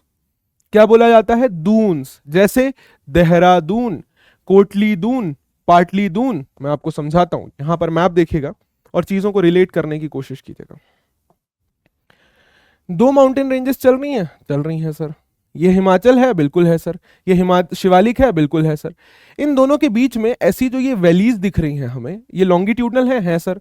इन्हीं वैलीज को बोला जाता है दून्स। बात समझे? अब मेरी बात समझे? आई होप ये बात समझ आई। फिर से मैं एक बार रिपीट कर देता हूं। द लॉन्गिट्यूडनल वैली, लॉन्गिट्यूड क्या होता है आपको ये पता है, दिस इज लॉन्गिट्यूड, ठीक है सर। इनके किसके बीच में? सर हिमाचल के बीच में, हिमाचल के बीच में और शिवालिक के बीच में। मतलब ऐसा समझो कि ये रहे हिमाचल माउंटेन्स और ये रहे शिवालिक माउंटेन्स, और उनके बीच में ये जो प्लेन एरिया है, ऐसी वैलीज हैं, इनको क्या बोला जा रहा है? इन वैलीज को बोला जा रहा है दून्स। क्या बोला जा रहा है? दून्स। और यहां पर हमें बहुत लकड़ियां देखने को मिलती हैं। अब बात करते हैं वर्टिकल डिवीजन ऑफ हिमालयाज के बारे में। हमने यूं तो देख लिया, हॉरिजॉन्टल तो देख लिया, वर्टिकल डिवीजन देखते हैं कि हिमालय का कौन सा पार्ट कहां पर लाई कर रहा है। जैसे आप देखेंगे, इनको बोला जाता है वेस्टर्न हिमालयास, इनको बोला जाता है सेंट्रल हिमालयास, इनको बोला जाता है ईस्टर्न हिमालयास। कि भाई अगर आप ऐसे देखें तो वेस्ट टू ईस्ट फैल रहे हैं, वेस्ट में ये वाला, फिर सेंट्रल, फिर ईस्टर्न। तो इनको हम थोड़ा सा समझ लेते हैं। हिमालयास को 4 पार्ट्स में डिवाइड किया गया है और बेसिकली ये रिवर वैलीज से डिमार्केट होते हैं। मतलब ये नदियों के बीच में बसे हुए हैं। होता क्या है, ये पहाड़ है। अब क्या होता है, जब पहाड़ को, दो पहाड़ों को काट कर बीच में से एक नदी जाए, दो पहाड़ों को काट कर बीच में से एक नदी जाए, तो इस नदी ने ये जो प्लेन एरिया बनाया ना, इसको बोलते हैं रिवर वैली। River valley. तो ये जो पहाड़ है ना, इनको ऐसे डिवाइड किया है, रिवर्स के थ्रू डिवाइड किया गया है। तो रिवर वैली जो है इन अलग अलग पार्ट्स का डिवीजन है कि भाई यहां पर एक नदी बहकर जा रही है, ऐसे समझना। देखो मैं बताता हूं, यहां पर एक नदी बहकर जा रही है, यहां पर एक नदी, फिर यहां से एक नदी ने इसको डिवाइड किया, फिर एक नदी ने इसको डिवाइड किया। इस तरीके से नदियों ने इन पहाड़ों को डिवाइड किया हुआ है वर्टिकल डिविजन्स में, और इन्हीं को हम पढ़ने वाले हैं। टोटल 4 वर्टिकल डिविजन्स हैं। सबसे पहले है वेस्टर्न हिमालयाज। सबसे पहले कौन से? वेस्टर्न हिमालयाज। ये किसके किसके बीच में है सर? ये इंडस और सतलज नदी के बीच में है। किसके किसके बीच में है बच्चे? सर ये है इंडस और सतलज नदी के बीच में। मैं यहां पर लिख देता हूं ताकि आप लोगों को याद रहे। ये किन किन नदियों के बीच में है? सर ये है इंडस नदी और सतलज नदी के बीच में। ठीक है, ये बात क्लियर हुई। इंडस और सतलज नदी के बीच में हमें कौन सी माउंटेन्स देखने को मिलते हैं? हमें देखने को मिलते हैं वेस्टर्न हिमालयाज। इसी को पंजाब हिमालयाज भी कहा जाता है। इसी को पंजाब हिमालयाज भी कहा जाता है। इसी वेस्टर्न हिमालयाज को पंजाब हिमालयाज भी कहा जाता है, क्योंकि इसको इंडस नदी के द्वारा बनाया जा रहा है और इसका काफी पार्ट पंजाब में हमें देखने को मिलता है। ये पंजाब हिमालय कहां कहां एक्सटेंड कर रहा है? सर ये जम्मू में भी एक्सटेंड कर रहा है और कश्मीर में भी एक्सटेंड कर रहा है और हिमाचल प्रदेश तक ये फैला हुआ है। तो इनको कई बार कश्मीर हिमालयाज या हिमाचल हिमालयाज भी बोला जाता है। जनरली ये जो वेस्टर्न हिमालयाज है, इनको अलग अलग नामों से जाना जाता है, जैसे पंजाब हिमालयाज, वेस्टर्न हिमालयाज, कश्मीर हिमालयाज या हिमाचल हिमालयाज। बेसिकली ये जो ऊपर जो हमारे इंडिया का सर दिख रहा है ना, वहीं तक फैले हुए हैं। तो पंजाब, कश्मीर, हिमाचल, इन इलाकों को कवर कर रहे हैं और इसी कारण से इनको अलग अलग नामों से जाना जाता है। बेसिकली इन पहाड़ों से इंडस नदी की सारी मेजर नदियां बहकर जाती हैं। यहां पर लद्दाख रेंज, जास्कर रेंज और पीर पंजाल रेंज हमें देखने को मिलती है। ये नदर्न माउंटेन्स वाले, Zanskar range, Ladakh range, Pir Panjal range. ठीक है सर। उसके बाद नेक्स्ट हमारा आता है सेंट्रल हिमालय। सेंट्रल हिमालय को हम दो हिस्सों में डिवाइड कर देते हैं। सेंट्रल हिमालय को हम दो हिस्सों में डिवाइड कर देते हैं। एक पार्ट जो उत्तराखंड में, उत्तराखंड से नेपाल तक ही एक्सटेंड कर रहा है, कि उसका पार्ट उत्तराखंड और नेपाल दोनों में लाई कर रहा है, ठीक है सर। इसको हम दो हिस्सों में डिवाइड कर देते हैं। पहला है कुमाऊं हिमालयास। कुमाऊं हिमालय कौन? जो उत्तराखंड में है। ये वो हिमालयास है जो सतलज और काली नदी के बीच में बसा हुआ है। ध्यान से सुनना, सतलज और काली नदी के बीच में जो बसा हुआ है वो है कुमाऊं हिमालयास। और काली और तीस्ता नदी के जो बीच में बचा हुआ है वो है नेपाल हिमालयास। काली और तीस्ता नदी के बीच में जो बसा हुआ है वो है नेपाल हिमालयास। बात समझे? ये है कौन सा? कुमाऊं हिमालयास। कुमाऊं उत्तराखंड, कुमाऊं हिमालयास ये उत्तराखंड में है, ठीक है। और इसको किस नदियों में बनाया है? सतलज और काली नदी ने। और नेपाल हिमालयास 800 किलोमीटर बिटवीन काली और तीस्ता नदी के बीच में बसा हुआ है। नेपाल हिमालयास वो पार्ट है जहां पर हिमालय सबसे पीक पर होते हैं। आपको पता है, मैंने अभी बताया कि माउंट एवरेस्ट अपनी पीक पर कहां पहुंचता है सर? नेपाल में जाकर। तो नेपाल हिमालयास वो इलाका है जहां पर माउंट एवरेस्ट या हिमालयास जो है अपनी पीक पर होते हैं। तो ग्रेट हिमालयास अपनी मैक्सिमम हाइट कहां पर अटेन करते हैं सर? नेपाल में जाकर। इनफैक्ट वर्ल्ड की सबसे फेमस पीक जैसे माउंट एवरेस्ट, कंचनजंगा, मकालू, अन्नपूर्णा, धौलागिरी, ये यहीं पर लोकेटेड है। काली और तीस्ता नदी के बीच में बसे हुए हैं ये नेपाल हिमालयास, ठीक है। कुमाऊं हिमालयास, नेपाल हिमालयास, वेस्टर्न हिमालयास। यहां पर आपको पता है वेस्टर्न हिमालयास बोल रहे हैं इनको, पंजाब हिमालयास बोल रहे हैं, कश्मीर या हिमाचल हिमालयास। फिर यहां पर हमें ये कुमाऊं हिमालयास देखने को मिल रहे हैं उत्तराखंड में। ये नेपाल हिमालय हमें देखने को मिल रहे हैं नेपाल के इलाकों में। उसके बाद आ जाते हैं ईस्टर्न हिमालयास। बात समझे? ईस्टर्न हिमालयास। ईस्टर्न हिमालयास कहां कहां लोकेटेड है? भूटान, वेस्ट बंगाल, सिक्किम, असम और अरुणाचल प्रदेश के इलाके को ये कवर कर रहे हैं। ये जो हिमालय का पार्ट है ये किसके बीच में बसा हुआ है? तीस्ता और ब्रह्मपुत्र रिवर, दिहांग, ठीक है। ये वाला पार्ट किन दो नदियों के बीच में बसा हुआ है? तीस्ता और ब्रह्मपुत्र रिवर। दिहांग या फिर कह लीजिए ब्रह्मपुत्र रिवर। दिहांग उसका लोकल नाम है। दिहांग या फिर ब्रह्मपुत्र रिवर के बीच में जो बसा हुआ है that is eastern Himalaya, right? बात समझ आई? और ये लगभग 720 किलोमीटर तक फैला हुआ है, ठीक है सर। इसको असम हिमालयास भी बोला जाता है, असम हिमालयास भी बोला जाता है। और ये मेनली अरुणाचल प्रदेश और भूटान में भी फैला हुआ है। अब ब्रह्मपुत्र नदी जो यहां से बहकर जा रही है वो हिमालयास को बीच में से काट देती है। ब्रह्मपुत्र नदी जो यहां से बहकर जा रही है वो क्या करती है? देख रहे हो ब्रह्मपुत्र नदी दिख रही है, ये क्या कर रही है? ये हिमालयास को बीच में से बांट दे रही है। ये यहां पे आके हिमालयास को बांट दे रही है और हिमालय यहां से टूट जाते हैं। ये हिमालय का ईस्टर्न मोस्ट एक्सटेंट है और फिर हिमालय इस तरफ मुड़ जाते हैं। मतलब ये आपको नदी दिख रही है, नदी काट के गई, हिमालयस अब इस तरफ मुड़ गए हैं, राइट? हिमालयस को बीच में काट दिया है और उसको उसका एक हिस्सा अब नॉर्थ ईस्ट में पूरी तरीके से एक्सटेंड हो गया है। इन्हीं नॉर्थ ईस्ट के एरियाज को बोला जाता है पूर्वांचल हिमालयस। क्या बोला जाता है? पूर्वांचल। ब्रह्मपुत्र जो है वो हिमालय की ईस्टर्न मोस्ट बाउंड्री है। दिहांग गॉर्ज का मतलब क्या होता है? खाई। दिहांग नदी जो गॉर्ज या खाई बना रही है हिमालयास को जहां पर काट रही है, उसके बाद हिमालयास शार्पली बेंड हो जाते हैं साउथ की तरफ। देख रहे हो यहां से यूं बेंड हो गए साउथ की तरफ और ईस्टर्न बाउंड्रीज के साथ आगे बढ़ते हैं नॉर्थ ईस्ट में। और इन्हीं को बोला जाता है पूर्वांचल या फिर ईस्टर्न हिमालयास। पूर्वांचल या फिर ईस्टर्न हिमालयास ये कहां पर है? नागालैंड, मणिपुर, मिजोरम, त्रिपुरा और मेघालय में ये फैले हुए हैं। Can you see here? These are known as Purvanchal Himalayas. बात समझ आई? ये यहां पे कौन कौन से हिल देखने को मिल रहे हैं? Patkai Bum, Naga Hills, Patkai Bum, Naga Hills, Mizo Hills और गारो, खासी और जयंतिया हिल्स। ये दिख रही है Garo, Khasi, Jaintia, Mizo Hills. Patkai Bum, Naga Hills, Mizo Hills, Garo, Khasi, Jaintia hills. ये हिल्स आगे चलकर हिमालयास को यहां पर कंटिन्यू कर रही हैं, राइट? ये सैंडस्टोन और सेडिमेंट्री रॉक्स के बने हुए हैं, उतने ज्यादा मजबूत पत्थर नहीं है, सिंपल रॉक्स के ये बने हुए हैं यहां से। क्योंकि ऑब्वियसली ईस्टर्न बाउंड्री भी तो टकराई होगी ना यार। जब इंडिया ऐसे टकराया होगा तो उसकी ईस्टर्न बाउंड्री भी तो टकराई होगी। तो ये हिमालयास वहीं से बने और बाद में ब्रह्मपुत्र ने उसको दो हिस्सों में काट दिया, ठीक है सर। हिमालयास का सिग्निफिकेंस क्या है? अब बात करते हैं हिमालयास के सिग्निफिकेंस के बारे में। उससे पहले एक क्विक रिवीजन मैं आपको दे देता हूं।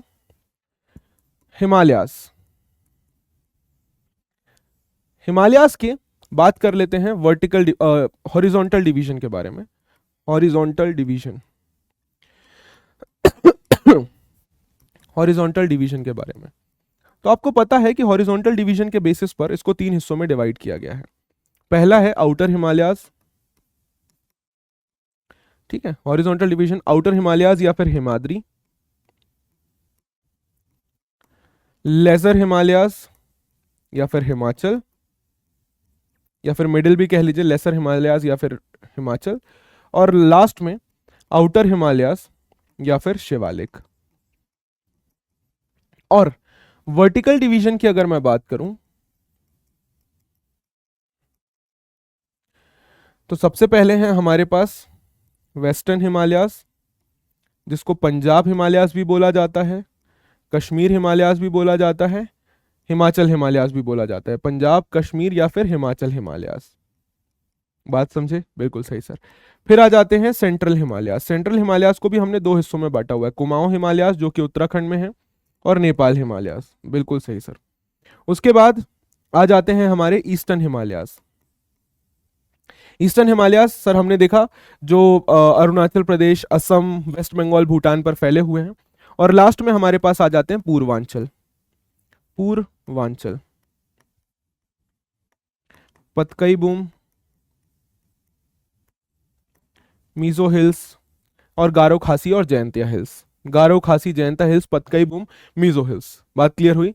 ये देखो, पतकई बूम, नागा हिल्स, नागा हिल्स यहां पर रह गया, मीजो हिल्स, नागा हिल्स और गारो खासी जयंतिया हिल्स।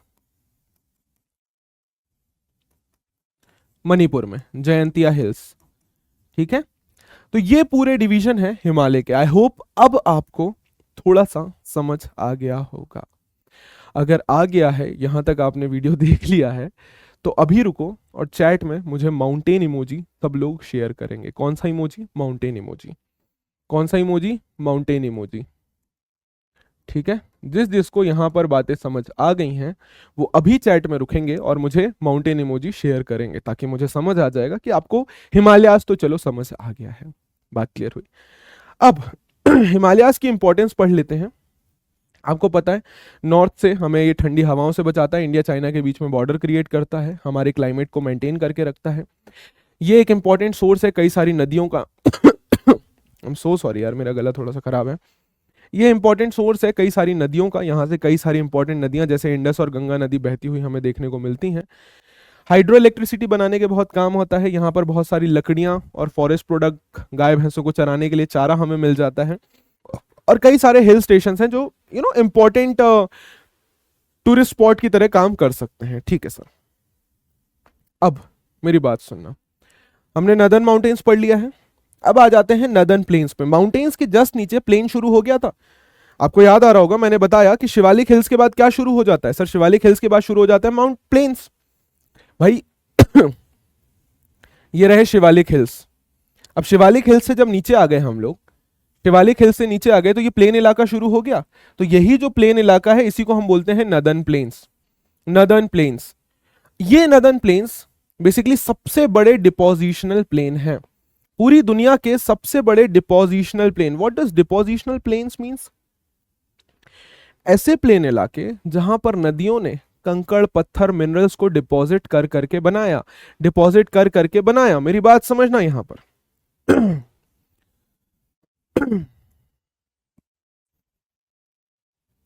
ये सपोज हिमाद्री से नदियां बहकर आ रही हैं, हिमाचल से बहकर बहकर बहकर नीचे शिवालिक तक आ गई सर। और शिवालिक पे आने के बाद ये नीचे फुट हिल्स पर ये प्लेन में चली गई। बिल्कुल गई सर। अब जब इन नदियों का उद्गम हिमालय से हुआ था, या हिमाचल से, इधर से शिवालिक से, हिमाद्री से हुआ था, तो आपको एक बात तो बहुत अच्छे से पता है कि सर इन्होंने यहां से जब बहना शुरू किया था तो ये इनकी स्पीड बहुत ज्यादा है। यहां पर है या नहीं है? बिल्कुल है सर।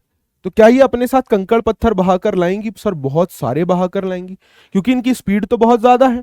तो नदियों ने जब डिसेंड करना शुरू किया, नदियों ने जब इस इलाके से डिसेंड करना शुरू किया तो उनकी स्पीड बहुत ज्यादा है। यहाँ पे एक ग्लेशियर है सपोज, उस ग्लेशियर से पानी बहा, बह बहकर वो नदी छोटे छोटे रूप में आई। आगे आकर क्या हुआ कि उसका रूप और बड़ा होता गया क्योंकि उसकी स्पीड बढ़ती गई, और आगे चलकर और क्या होता है कि सपोज नदी पहुंची, बाद में उसको किसी ट्रिब्यूटरी ने ज्वाइन कर लिया, है ना, किसी ट्रिब्यूटरी ने यहां से ज्वाइन कर लिया, तो नदी का साइज बढ़ता जाता है। ये जो नदियां एक नदी को ज्वाइन करती है इनको बोला जाता है ट्रिब्यूटरी। इनको क्या बोला जाता है सर? इनको बोला जाता है ट्रिब्यूटरी। ट्रिब्यूटरी, ट्रिब्यूट देना समझते हो ना, हम किसी को कुछ दे रहे हैं, ट्रिब्यूट, दैट इज ट्रिब्यूटरी। तो कोई नदी जब किसी मेन नदी को ज्वाइन कर रही है वो कहलाती है ट्रिब्यूटरी। अब जब इन नदियों का उद्गम हुआ था तो ये अपने साथ कई सारे कंकड़ पत्थर बहाकर लाई होगी, बिल्कुल लाई होगी सर, लाई होगी, हाँ सर बिल्कुल लाई होगी, कोई शक ही नहीं है भाई। पहाड़ में कंकड़ पत्थर के अलावा क्या होता है, तो इसने कंकड़ पत्थर तोड़े बहुत सारे और ये अपने साथ बहाकर बहुत तेजी में लाई। अब कुछ बहुत बड़े बड़े पत्थर होंगे, कुछ छोटे छोटे पत्थर होंगे। जो बड़े बड़े पत्थर होंगे वो तो यहीं पर डिपॉजिट हो जाएंगे, बड़े बड़े को, क्योंकि वो आगे बहाकर नहीं ले जा सकते। क्यों? क्योंकि नदी का जो अब वेग है वो कम हो चुका है यहाँ पर, है ना, अब इसका वेग जो है कम हो गया। लेकिन छोटे छोटे कंकड़ पत्थरों को ये आगे लेकर जाएगी, बिल्कुल लेकर जाएगी, और यहां पर जमा करती हुई चलेगी, करेगी sir. Through out the area ये इसको जमा करते हुए चलेगी, बिल्कुल जमा करेगी सर।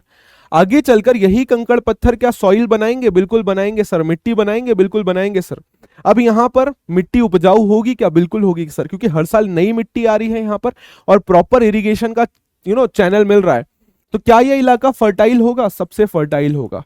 और ये बना कैसे है? नदियों ने यहां पर डिपॉजिट किया है कंकड़ पत्थर और मिनरल्स को। तो कंकड़ पत्थर को, मिनरल्स को डिपॉजिट करने के बाद जो प्लेन बना वो कहलाए डिपोजिशनल प्लेन, और इन्हीं प्लेन्स को कहा जाता है भारत के अंदर नदन प्लेन्स। देख रहे हो नदन प्लेन्स ये देख रहे हो नदन। जैसे आप देखो ना, आप देखोगे इंडस नदी, उसकी ट्रिब्यूटरीज यहां से ऐसे बहकर जा रही हैं, इंडस नदी बहकर जा रही है, उसकी ट्रिब्यूटरीज। गंगा नदी यहां से बहकर जा रही है, पता है ना। आगे चलकर ब्रह्मपुत्र नदी भी यहीं आकर बहती है। तो ये जो गंगा नदी और उसकी ट्रिब्यूटरीज हैं, क्या वो यहां पर डिपॉजिट करेंगी? करेंगी सर। तो ये क्या प्लेन्स बनेंगे? बिल्कुल बनेंगे सर। तो इन प्लेन्स को बनाया किसने है? नदियों ने। इन प्लेन्स को बनाया किसने? नदियों ने। ये नदियां आई कहां से हैं? नदन माउंटेन्स से। ये नदियां आई कहां से हैं सर? इन्हीं नदन माउंटेन्स या हिमालयाज से। आई होप मेरी बात समझ आ रही है आप लोगों को। तो ये जो माउंटेन्स, ये जो नदन प्लेन्स है, ये कैसे फॉर्म हुए हैं? By deposition of soil. तीन नदियों ने डिपोजिशन किया है मिट्टी का। कौन कौन सी तीन नदी? Indus, Ganga, Brahmaputra. Indus, Indus, Ganga, Brahmaputra. बात समझे? इंडस, गंगा, ब्रह्मपुत्र। इन तीनों नदियों ने क्या किया है? डिपोजिशनल एक्टिविटीज की हैं, और उन्हीं डिपोजिशनल एक्टिविटीज के कारण इन प्लेन्स का फॉर्मेशन हुआ है। तो क्या ये प्लेन्स डिपोजिशनल प्लेन्स हुए? बिल्कुल हुए sir. I hope you are getting my point. और यही कारण है, यहां पर आप सॉइल्स भी देखेंगे ना, इस सॉइल, इन्होंने यहां पे जो सॉइल बनाई ना, ये एलुवियल सॉइल है। इस सॉइल को क्या बोला जाता है? Alluvial soil. और एलुवियल सॉइल सबसे फर्टाइल सॉइल होती है, सबसे फर्टाइल सॉइल होती है। तो यही कारण है कि नदन प्लेन्स को सबसे फर्टाइल माना जाता है। फर्टाइल मतलब उपजाऊ। ये मिट्टी सबसे बेहतरीन होती है खेती करने के लिए। तो यहां पर जो मिट्टी हर साल नई हो रही है, इस सॉइल को बोला गया एलुवियल सॉइल। ये जो नदियों ने सॉइल बनाई यहां पर, इसको बोला गया एलुवियल सॉइल। बात समझे? अब over the period of time इस एलुवियम को बहुत लार्ज स्केल में डिपॉजिट किया गया। अब जो हिमालय से नदी आ रही है वो बह बहकर लार्ज स्केल में सॉइल डिपॉजिट करती गई और उससे फॉर्मेशन हुआ किसका? नदन प्लेन्स या इन फर्टाइल प्लेन्स का। लगभग 7 लाख स्क्वायर किलोमीटर पर फैला हुआ है नदन प्लेन्स। 2400 किलोमीटर की इसकी लेंथ है और 240 से 320 किलोमीटर इसकी विड्थ है। अब ऑब्वियस सी बात है, यहां सबसे अच्छी खेती हो रही है और ये इलाका सबसे ज्यादा उपजाऊ है, तो सबसे ज्यादा पॉपुलेशन भी यही होगी। तो आप देखेंगे यूपी, बिहार, झारखंड, ये वही इलाके हैं जहां पर आपको सबसे ज्यादा भारत की पॉपुलेशन देखने को मिलती है। क्यों? यहां पर एग्रीकल्चर बहुत अच्छा हो रहा है और ऑब्वियसली ज्यादा पॉपुलेशन रहने के यहां पर ज्यादा चांसेस हैं। अब यहां पर बहुत फर्टाइल, बहुत उपजाऊ सॉइल है और वाटर सप्लाई प्रॉपरली यहां पर मिल रहा है और यहां का क्लाइमेट भी अच्छा है। एग्रीकल्चर इस एरिया में सबसे ज्यादा प्रोडक्टिव है। तीनों फैक्टर्स अच्छे हैं। पहली चीज पानी मिल रहा है, उपजाऊ मिट्टी है, और तीसरी चीज क्लाइमेट भी यहाँ का मॉडरेट है, अच्छा है फसल उगाने के लिए। Because of all these 3 reasons ये इलाका सबसे ज्यादा पॉपुलेटेड इलाका है पूरे भारत के अंदर। अब नदन माउंटेन से जो रिवर्स आ रही हैं वो क्या कर रही हैं? डिपोजिशनल वर्क कर रही हैं। जब वो अपने निचले कोर्स में, देखो ऐसे होता है नदी का, ये कहलाता है अपर कोर्स, यहां स्पीड सबसे ज्यादा होती है। ये होता है मिडिल कोर्स। और नदी जब समुद्र में मिलने वाली होती है ना, जाकर समुद्र में मिलने वाली होती है ना, उसको बोलते हैं लोअर कोर्स। यहां पर उसका प्रभाव जो है सबसे कम हो जाता है। सबसे ज्यादा फास्ट ये यहां पर होती है, यहां पर उसकी स्पीड मॉडरेट होती है, और यहां पर एकदम स्लो होती है। तो इसलिए आपने देखा होगा ना कि लोअर कोर्स में ही जाकर अब उसकी स्पीड इतनी कम है कि वो ऐसे ऐसे चैनल्स में बढ़ जाती है, और इसी चैनल को तो बोलते हैं डेल्टा। जब नदी अलग अलग चैनल्स में बढ़ जाती है तो उसी को तो बोलते हैं डेल्टा, समुद्र में मिलने से पहले। ये जो कोर्स है मिडिल कोर्स, यहां पर वो क्या करेगी, डिपोजिशनल एक्टिविटी। देखो अपर कोर्स में वो कर रही है इरोजनल एक्टिविटी, इरोजन का मतलब होता है तोड़ना। मिडिल कोर्स में वो कर रही है डिपोजिशनल एक्टिविटी, डिपोजिट करना। तो ये जो डिपोजिशनल एक्टिविटी उसने अपने मिडिल कोर्स में किया ना, यही मिडिल कोर्स है नदन प्लेन, यही मिडिल कोर्स है नदन प्लेन। बात समझे, यही मिडिल कोर्स है नदन प्लेन। और जब सबसे नीचे वो पहुंच जाती है तो यहां पर उसका जो प्रवाह है वो बहुत कम हो जाता है, और यहां पर उसका प्रवाह कम हुआ तो क्या होगा, वो अलग अलग चैनल्स में बढ़ जाएगी, ऐसे करके अलग अलग चैनल में बढ़ जाएगी। तो दो तरफ से जो नदी घेर कर एक एरिया को छोड़कर, सपोज ये लैंड है और लैंड के दोनों तरफ नदी ऐसे बढ़ गई है, तो इसको बोलते हैं रिवराइन आइलैंड। रिवराइन आइलैंड एक ऐसा आइलैंड जिसको रिवर ने बनाया हो, it is known as riverine island, और ये भी काफी फर्टाइल होता है। आप देखेंगे ब्रह्मपुत्र नदी के द्वारा बनाया गया सबसे बड़ा रिवराइन आइलैंड है हमारे भारत में मजुली आइलैंड। ठीक है, वर्ल्ड्स का सबसे largest riverine island is Majuli island. Majuli in the Brahmaputra river is the largest inhabited riverine island. यूं तो आइलैंड समुद्र बनाते हैं, लेकिन जब कोई रिवर आइलैंड का फॉर्मेशन करे, आइलैंड क्या होता है, जब चारों तरफ से कोई जमीन जो है पानी से गिरी हुई हो तो उसको आइलैंड बोलते हैं। तो रिवराइन आइलैंड ब्रह्मपुत्र नदी के द्वारा बनाया गया ये मजुली आइलैंड दुनिया का सबसे बड़ा रिवराइन आइलैंड है। अब आपको पता है कि लोअर कोर्स पे आके नदियां अलग अलग हिस्सों में बढ़ जाती है, और अपने साथ जो sand, silt, clay, rocks, pebbles, मिट्टी के कण, रेत के कण, क्ले के कण, रॉक्स के कण, पेबल्स के कण, उनको जमा देती है एक जगह पे, और आगे चलकर उससे मिट्टी और फर्टाइल हो जाती है।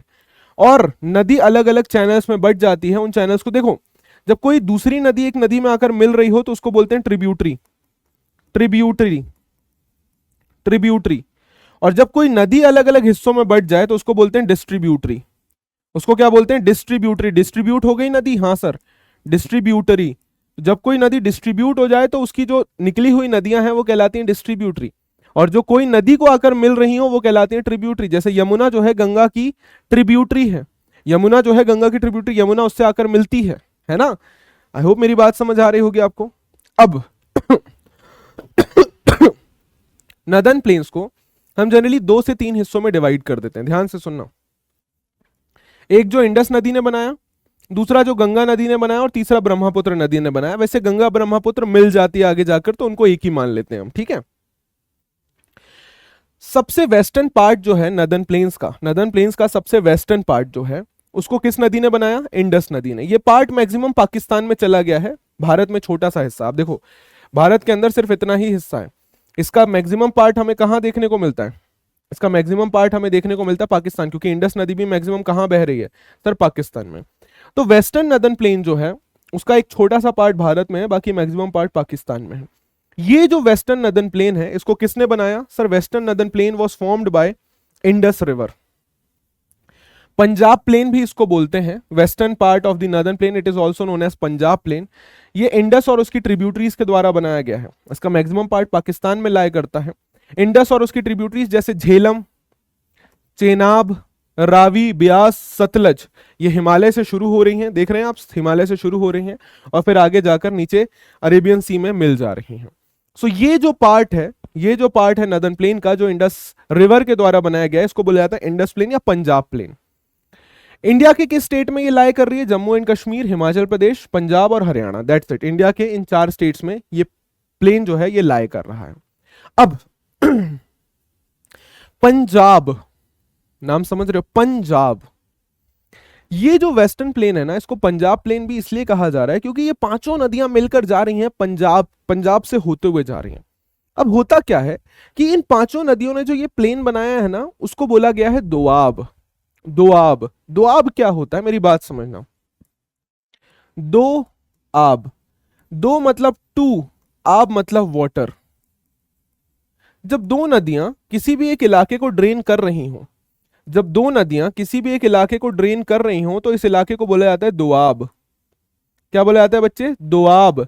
जब दो नदियां किसी भी जमीन को ड्रेन कर रही हों, इन दो नदियों के बीच में बसा हुआ जो जमीन है उसको बोलते हैं दोआब। उसको बोलते हैं क्या? दोआब। तो भाई उसी तरीके से पंजाब क्यों बोल रहे हैं, आपको समझ आ रहा होगा। पंजाब क्यों बोल रहे हैं, समझ आ रहा है?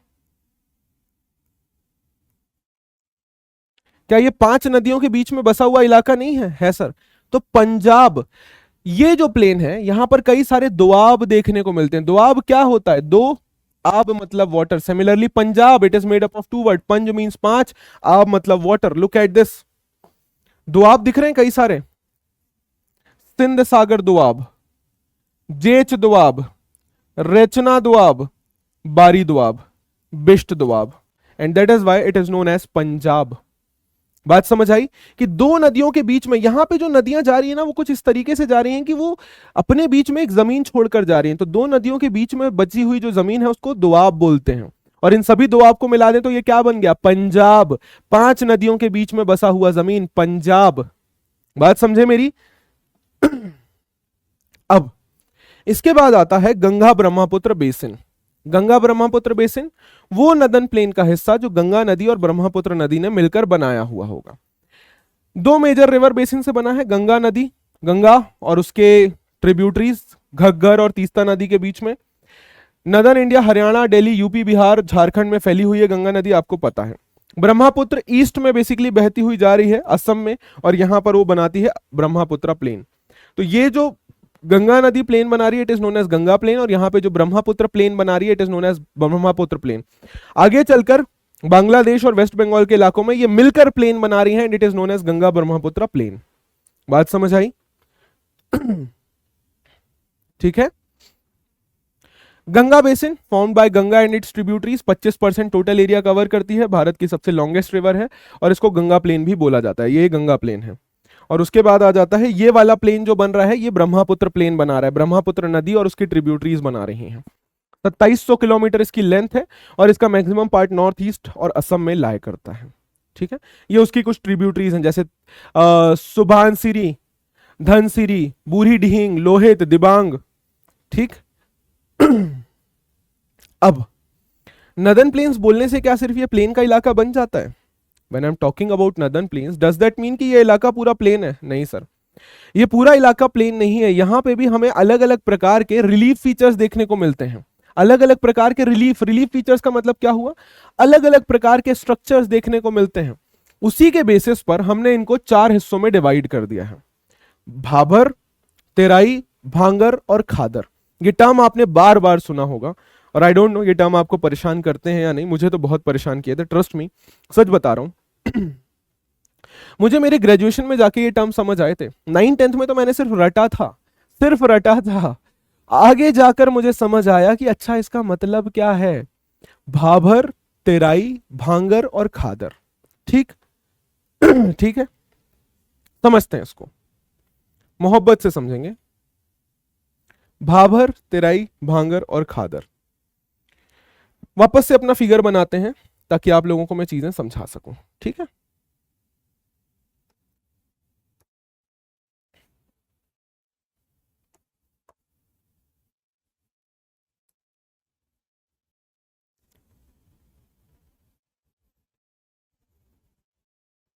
माउंटेन है सर, नदी बहकर आई, आ रही है सर, नदी बहकर आई, आ रही है सर, आ रही है ना? आ रही है सर, बिल्कुल आ रही है, पक्का आ रही है सर। ये नदी यहां से बहते हुए माउंटेन से नीचे आई, आई, आई सर। आने के बाद नदी आगे गई, गई सर। ठीक है, बातों को अब मेरी ध्यान से सुनते हुए चलना।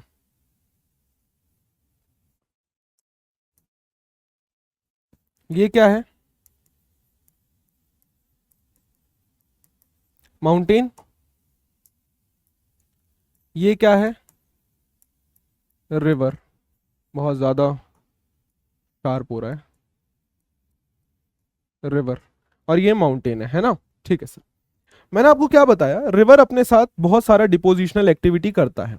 मतलब रिवर जब ऊपर से बहकर आई तो इसने अपने साथ कई सारे कंकड़ पत्थर बढ़ाए, बड़े बड़े पत्थर लेकर ये बहा के तोड़ते हुए लेकर आई सर, बहुत बड़े, कुछ बड़े पत्थर कुछ छोटे पत्थर। यहां पे रिवर की स्पीड मैक्सिमम है। लेकिन जब रिवर यहां पर पहुंची तो ये जो बड़े बड़े कंकड़ पत्थर हैं, क्या अब इसके पास वो क्षमता है कि वो उनको आगे ले जा सकती है? क्या इसके पास वो क्षमता है कि अब ये इन बड़े बड़े पत्थरों को जो ये तोड़ कर लेकर आई है ऊपर से, ये इनको आगे बहाकर ले जा सकती है? नहीं ले जा सकती। क्यों? क्यों नहीं ले जा सकती? सर उसकी स्पीड यहां पर आकर कम हो गई। आप पानी को बहुत तेजी से बहाओ और नीचे ऐसे प्लेन में आने दो, स्पीड कम होगी? होगी। इंसान की बात करते हैं, वाटर पार्क गए हो, वाटर पार्क में स्लाइड ऐसी होती है तो जब नीचे आ रहे हो तो बहुत स्पीड से आते हो और जब ऐसे आ जाते हो सीधे तो स्पीड कम होती है। तो ये बड़े बड़े पत्थरों को, जहां पर माउंटेन खत्म हो रहा है वहां पर ये बड़े बड़े पत्थरों को लाकर सेटल कर देगी सर। ये इलाका कहलाएगा भाभर। ये इलाका क्या कहलाएगा? भाभर का इलाका। जहां पर उसने लाकर फुट हिल पे बड़े बड़े पत्थरों को सेटल कर दिया, क्योंकि अब रिवर की स्पीड उतनी ज्यादा नहीं है, ये इलाका कहलाया भाभर। ठीक है, इसीलिए आपने देखा होगा जब भी आप हिमाचल या वहां कहीं जाते हैं तो वहां से जो नदी बहकर जा रही हो तो उसके आसपास बहुत बड़े बड़े पत्थर पड़े होते हैं। रीजन क्या है? सर उस नदी की स्पीड कम हो गई है, वो पत्थरों को बहाकर नहीं ले जा सकते, और बिकॉज यहाँ बड़े बड़े पत्थर हैं तो कई बार नदियां इवन डिसअपियर भी हो जाती हैं इन पत्थरों के नीचे। ठीक है सर। अब नदियां थोड़ा आगे आई, प्लेन इलाके में आई सर। इस प्लेन इलाके में भी अभी नदी का जो बहाव है वो उतना तेज नहीं है, ऑलरेडी यहां पर स्लो हो गया है। तो नदी एक पतली सी स्ट्रीम की तरह बहेगी और नदी का पानी अंदर ही अंदर जमीन में पूरी तरीके से रिसेगा। होगा कि नहीं होगा? बिल्कुल होगा भाई। यहां लगातार पानी आता जा रहा है, तो क्या ये जमीन दलदली जमीन नहीं बनेगी? बनेगी सर। तो उसी के आगे ये वाला हिस्सा जहां पर अब नदी वापस से स्ट्रीम दिखना शुरू हुई है, यहां से निकल के वापस से दिखना शुरू हुई है, यहां पे ये वाली जो जमीन है, ये जमीन बहुत ज्यादा स्वाम्पी है। स्वाम्पी और मार्शी का मतलब क्या है? दलदली जमीन है। यहां की जमीन जो है काफी दलदली है। क्यों? क्योंकि लगातार, अब सोचो ना, मैं किसी जमीन में लगातार पानी डाल रहा हूं, मिट्टी में लगातार पानी आ रहा है, यहां से मिट्टी आनी शुरू हो गई है, तो इस मिट्टी में लगातार पानी आए जा रहा है कंटिन्यूसली, तो क्या वो दलदली हो जाएगी? हो जाएगी। और क्या यहां पर घने जंगल होंगे? होंगे सर। तो इनिशियली जब नदी भाबर से आगे बढ़ती है तो एक दलदल जैसा स्ट्रक्चर क्रिएट करती है यहां पर, और इसी को बोला जाता है तेराई का इलाका। क्या बोला जाता है? तेराई। तेराई का इलाका। ठीक है सर। अब नदी बहती हुई जा रही है सर। नदी बहकर कहां जाएगी? वो उसको समुद्र में मिलना है, तो वो तो अपना बढ़िया जाती जा रही है। ठीक है सर, नदी जाती जा रही है। ठीक है। अब होगा क्या? नदी अपने साथ जो छोटे छोटे कंकड़ पत्थर लाई है वो कहां पर जमा करेगी? सर छोटे छोटे कंकड़ पत्थर तो वो यहां पर जमा कर देगी, है ना। छोटे छोटे कंकड़ पत्थर जो हर साल वो अपने साथ बहाकर ला रही है, वो तो उसने यहां पर जमा कर दिया अपने आसपास के इलाकों में। ये क्या कहलाएगा? ये कहलाएगा खादर। ये क्या कहलाएगा? खादर। लेकिन सपोज इस नदी में कभी कोई बाढ़ आई, इस नदी का पानी फैला, बाढ़ आई तो नदी का पानी फैला तो क्या हुआ? वो मिट्टी को बहाकर साइड में ले गई और वहां पर जमा कर दिया। अब वो जमा कर दिया, बाढ़ चली गई, मिट्टी वापस यहां पर आ गई। तो उसने जब बाढ़ आई तो नदी ने क्या किया? मिट्टी को बहाकर साइड में ले जाकर ऐसे जमा दिया, और वापस नदी जब वापस अपने ओरिजिनल कोर्स में आ गई तो ये मिट्टी ऐसी ही पड़ी हुई है। अब धीरे धीरे करके फिर कभी बाढ़ आएगी, फिर वो यहां लाके मिट्टी समेट देगी, धीरे धीरे करके ये इलाका ऊंचा हो जाएगा। हो जाएगा सर, ये इलाका ऊंचा हो जाएगा। लेकिन यहां पर जो मिट्टी है ये कैसी है? पुरानी मिट्टी है, जो नदी कभी पहले बहाकर लाई थी, उसने जमा दी थी, ये पुरानी मिट्टी है। तो ये पुरानी मिट्टी पड़ी रहेगी यहाँ पे एज इट इज, और ऊंचा उसका टीला बनता जाएगा। तो ये इसमें कुछ नया नहीं है, यहाँ पे सिर्फ कंकड़ पत्थर है। इसको बोला गया भांगर। ये सॉइल कैसी बनेगी? भांगर सॉइल। और ये जो नदी हर साल बहाकर लाके यहां जमा कर रही है, यहां पर कैसी सॉइल बन रही है? खादर सॉइल। आई होप ये छोटी सी बात समझ आई आपको। मैं आपको थोड़ा सा और डिटेल में समझाता हूं, ठीक है। अब इस इमेज को देखना, नदी बहकर आई सर, बड़े बड़े पत्थर सेटल किए यहां पर, कर दिए सर, भाबर बना सर।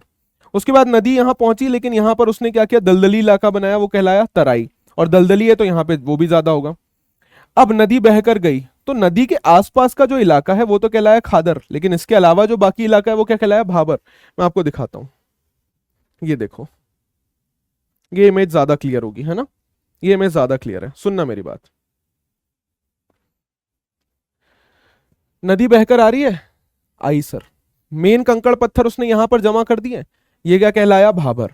यहां पर अब चूंकि कंकड़ पत्थर के नीचे ये नदी दब गई है, दिख रही है? नहीं दिख रही है, तो ये इलाका क्या कहलाया? भाबर का इलाका। नदी वापस से निकल के थोड़ा सा प्लेन में आई जहां पर मिट्टी विट्टी है, लेकिन वहां पर क्या है कि अब पानी लगातार आ रहा है, तो ये दलदली इलाका बन चुका है, ये क्या कहलाया? तेराई। ठीक है सर, फाइनली नदी निकलकर यहां से बाहर आई, आई सर। नदी ने क्या किया, अपने आसपास के इलाकों में वो जो सेटलमेंट्स सेडिमेंट्स लेकर आई, उसने जमा कर दिया, ये क्या कहलाई? खादर। खादर में क्या हो रहा है, हर साल जो नदी ला रही है वो जमा कर दे रही है, लेकिन कभी इस नदी में अगर बाढ़ आई तो नदी इस सबको बहा के साइड में कर देगी, और जब बाढ़ वापस जाएगी तो नदी यहां आ जाएगी, आ जाएगी सर। मतलब उसने इस मिट्टी को साइड कर दिया और नदी फिर अपने वापस ओरिजिनल कोर्स में आ गई। फिर अगले साल से वो यहां पर नई मिट्टी जमा कर देगी, मतलब खादर में हर साल न्यू मिट्टी जमा हो रही है। लेकिन जिस मिट्टी को साइडलाइन किया उसका कुछ हो रहा है क्या? नहीं। उसका कुछ हो रहा है क्या? नहीं, वो पड़ी हुई है। फिर कभी बाढ़ आएगी, फिर ये मिट्टी धगा के इधर ले आएगी, फिर वापस चली जाएगी। मतलब क्या हुआ, ये है ओल्ड मिट्टी, और हर साल जो सेटल हो रही है वो कौन सी है? न्यू मिट्टी। तो this is called Bhabar, Terai, Khadar, Bhangar. Clear हुई है बात? क्लियर हुई है बात? इस इमेज को देखोगे तो ज्यादा समझ आएगा कि मैं क्या कहना चाह रहा हूं। क्लियर हुई है बात? नदी आई, भाबर, तेराई, भांगर, खादर। क्लियर? पढ़ लेते हैं अब इसके बारे में थोड़ा थोड़ा सा कि भाई ये बेसिकली, भाबर कहां चला गया हमारा? ये रहा भाबर। जब नदियां माउंटेन से नीचे आती हैं तो पत्थरों को सेटल कर देती हैं, पत्थरों को वहां पर जमा कर देती हैं, और इसको क्या बोला जाता है? भाबर का इलाका। ठीक है, यहां पर स्ट्रीम्स डिसअपियर हो जाती है, क्यों? क्योंकि बड़े बड़े पत्थरों से ढक गई हैं तो वो डिसअपियर हो चुकी हैं। उसके बाद भाबर के साउथ में, भाई ये रहा भाबर रीजन, भाबर के साउथ में क्या पड़ रहा है? तेराई। यहां पर जो वो मिट्टी, मड, सैंड लेकर आई है ना, वो जमा करेगी। उससे क्या होगा? दलदली इलाका बनेगा, दलदली इलाका बनेगा। कैसा बनेगा? दलदली इलाका। तेराई में रिवर फिर से दिखना शुरू हो जाती है, और ये इलाका कैसा होता है? गीला, दलदली, वेट इलाका। बिकॉज गीला, दलदली, वेट इलाका है तो यहां पर जनरली फॉरेस्ट ज्यादा होंगे, बट चूंकि पॉपुलेशन बढ़ गई है तो अब इस इलाके में क्या किया गया है? इस इलाके में लोगों को सेटलमेंट देने के लिए व्यवस्था बना दी गई है। उसके बाद आती है भांगर। भांगर क्या है? Old alluvial soil. Old alluvial soil, मैंने क्या बताया? नदी बहकर आ रही है, आ रही है सर, वो क्या करेगी? इस इलाके को ऐसा ऊंचा कर देगी, सेटल कर करके मामला कर देगी सर, कर देगी ना, सेटल कर करके मामला। जब बाढ़ आई तो उसने क्या किया? यहां की मिट्टी को बहा कर ले गई और इसको ऐसे सेट कर दिया, ऊंचे ऊंचे टीले बना दिए। लेकिन इन टीलों में जो मिट्टी है वो कैसी है? ओल्ड है, और इनमें कंकड़ बहुत ज्यादा है। और वहीं पर ये जो नदी के अगल बगल का इलाका है, यहां पे तो वो हर साल मिट्टी लाकर सेटल कर रही है, तो ये हो गई न्यू मिट्टी। तो इसको बोला गया खादर, और दूसरे वाले इलाके को बोला गया भांगड़। बात समझ आई? भांगर, भांगर और खादर, बात समझ आई? It lies above the flood plains. Flood plain क्या होते हैं? नदी जितने इलाके तक अपने प्लेन का पानी, मतलब जितने इलाके तक अपने फ्लड का पानी फैलाता है उसको फ्लड प्लेन बोलते हैं, तो ये उससे ऊंचे होते हैं। It lies above the flood plains, flood plane से ऊंचे होते हैं, राइट? और एक टेरेस जैसा स्ट्रक्चर बनाते हैं कि अगर नदी प्लेन में यहां पर है तो ये एक टेरेस जैसा स्ट्रक्चर बनाते हैं। इस इलाके की जो जमीन या मिट्टी होती है ये ज्यादा कैल्केरियस होती है, कंकड़ होते हैं इसमें ज्यादा। इसमें ज्यादा कंकड़ होता है ना, कि भाई कभी रोड बह जाती है तो उसमें सिर्फ कंकड़ कंकड़ गड्ढे बचते हैं, गड्ढे में क्या है? कंकड़ बचे हुए हैं, तो रोड तो बह गई, कंकड़ कंकड़ बचे हैं। तो सेम भाबर में कंकड़ कंकड़ हमें यहां बचे हुए देखने को मिलते हैं, जैसे गंगा यमुना दोआब और सतलज प्लेन। न्यूअर और यंगर डिपॉजिट जो फ्लड प्लेन पे होते हैं उसको खादर बोला जाता है। फ्लड प्लेन समझना, ये जो इलाका है, जितने इलाके तक नदी का पानी बाढ़ आने पर फैलेगा उसको बोलते हैं फ्लड प्लेन, फ्लड प्लेन। और ये जो टेरेस जैसा स्ट्रक्चर देखने को मिल रहा है ना, ऊंचा स्ट्रक्चर, ये जो ऐसा ऊंचा स्ट्रक्चर देखने को मिल रहा है ना, terrace like structure, it is known as Bhangar का इलाका। भांगर, समझे मेरी बात? कि भाई स्ट्रक्चर कुछ ऐसा है, यहां से नदी बहकर जा रही है, फिर हाँ ये वाला स्ट्रक्चर ज्यादा बेटर लग रहा है मुझे, इसी में बता देता हूं आपको, क्योंकि इमेजिन अगर एक बार आपने कर लिया ना तो सारी चीजें आपके लिए आसान हो जाएंगी। ऐसा समझो कि ये ऊंचा इलाका, ये यहां से नदी बहकर जा रही है, और ये यहां पे ये ऊंचा इलाका। अब नदी का पानी जितने इलाके पे फैल सकता है फ्लड के कारण वो कहलाता है फ्लड प्लेन, ये कहलाता है फ्लड प्लेन। फ्लड आया, ये मिट्टी को बहा के साइड में जमा दिया, ऐसे जमाते जमाते इसने इसको ऊंचा कर दिया। यहां पर जो सॉइल है वो कहलाई भांगर सॉइल, क्यों? क्योंकि यहाँ पे केवल कंकड़ पत्थर है और ये ओल्ड सॉइल है। और इस इलाके में जो हर साल नई सॉइल जमा हो रही है, it is known as Khadar soil. ये क्या कहलाई? खादर सॉइल। ठीक है, बात समझे? हर साल ये रिन्यू होते हैं और बहुत ज्यादा फर्टाइल होते हैं। बिहार, ईस्टर्न उत्तर प्रदेश, वेस्ट बंगाल, ये खादर रीजन में ही आते हैं और इसीलिए यहां पर सबसे ज्यादा हमें खेती देखने को मिलती है। बात क्लियर हुई यहां तक बच्चों? ये देखो, भाबर, तेराई, खादर, भांगर। क्लियर हुई बात कि भाई न्यू सॉइल जहां पर जमा हो रही है खादर, और जो पुरानी सॉइल पहले बाढ़ आने पे जमा हो गई थी वो कहलाई भांगर। क्या ये बात क्लियर हुई सबको? ये इमेज तो मुझे लग रहा है अब सब क्लियर कर देगी आपको, है ना? बहुत प्यारा। नदर्न प्लेन्स क्यों इंपॉर्टेंट है सर? ऑब्वियसली यहाँ पे सबसे ज्यादा खेती होती है, वाटर सप्लाई अच्छा है, क्लाइमेट अच्छा है, तो भाई यहाँ पर खेती बहुत अच्छी होती है और बहुत बड़ी पॉपुलेशन हमें यहाँ पर देखने को मिलती है। अब आ जाते हैं तीसरे फिजियोग्राफिक डिवीजन पर, जो कि है पेनिनसुलर प्लेट्यू। प्लेट्यू क्या होता है बच्चे? Table land.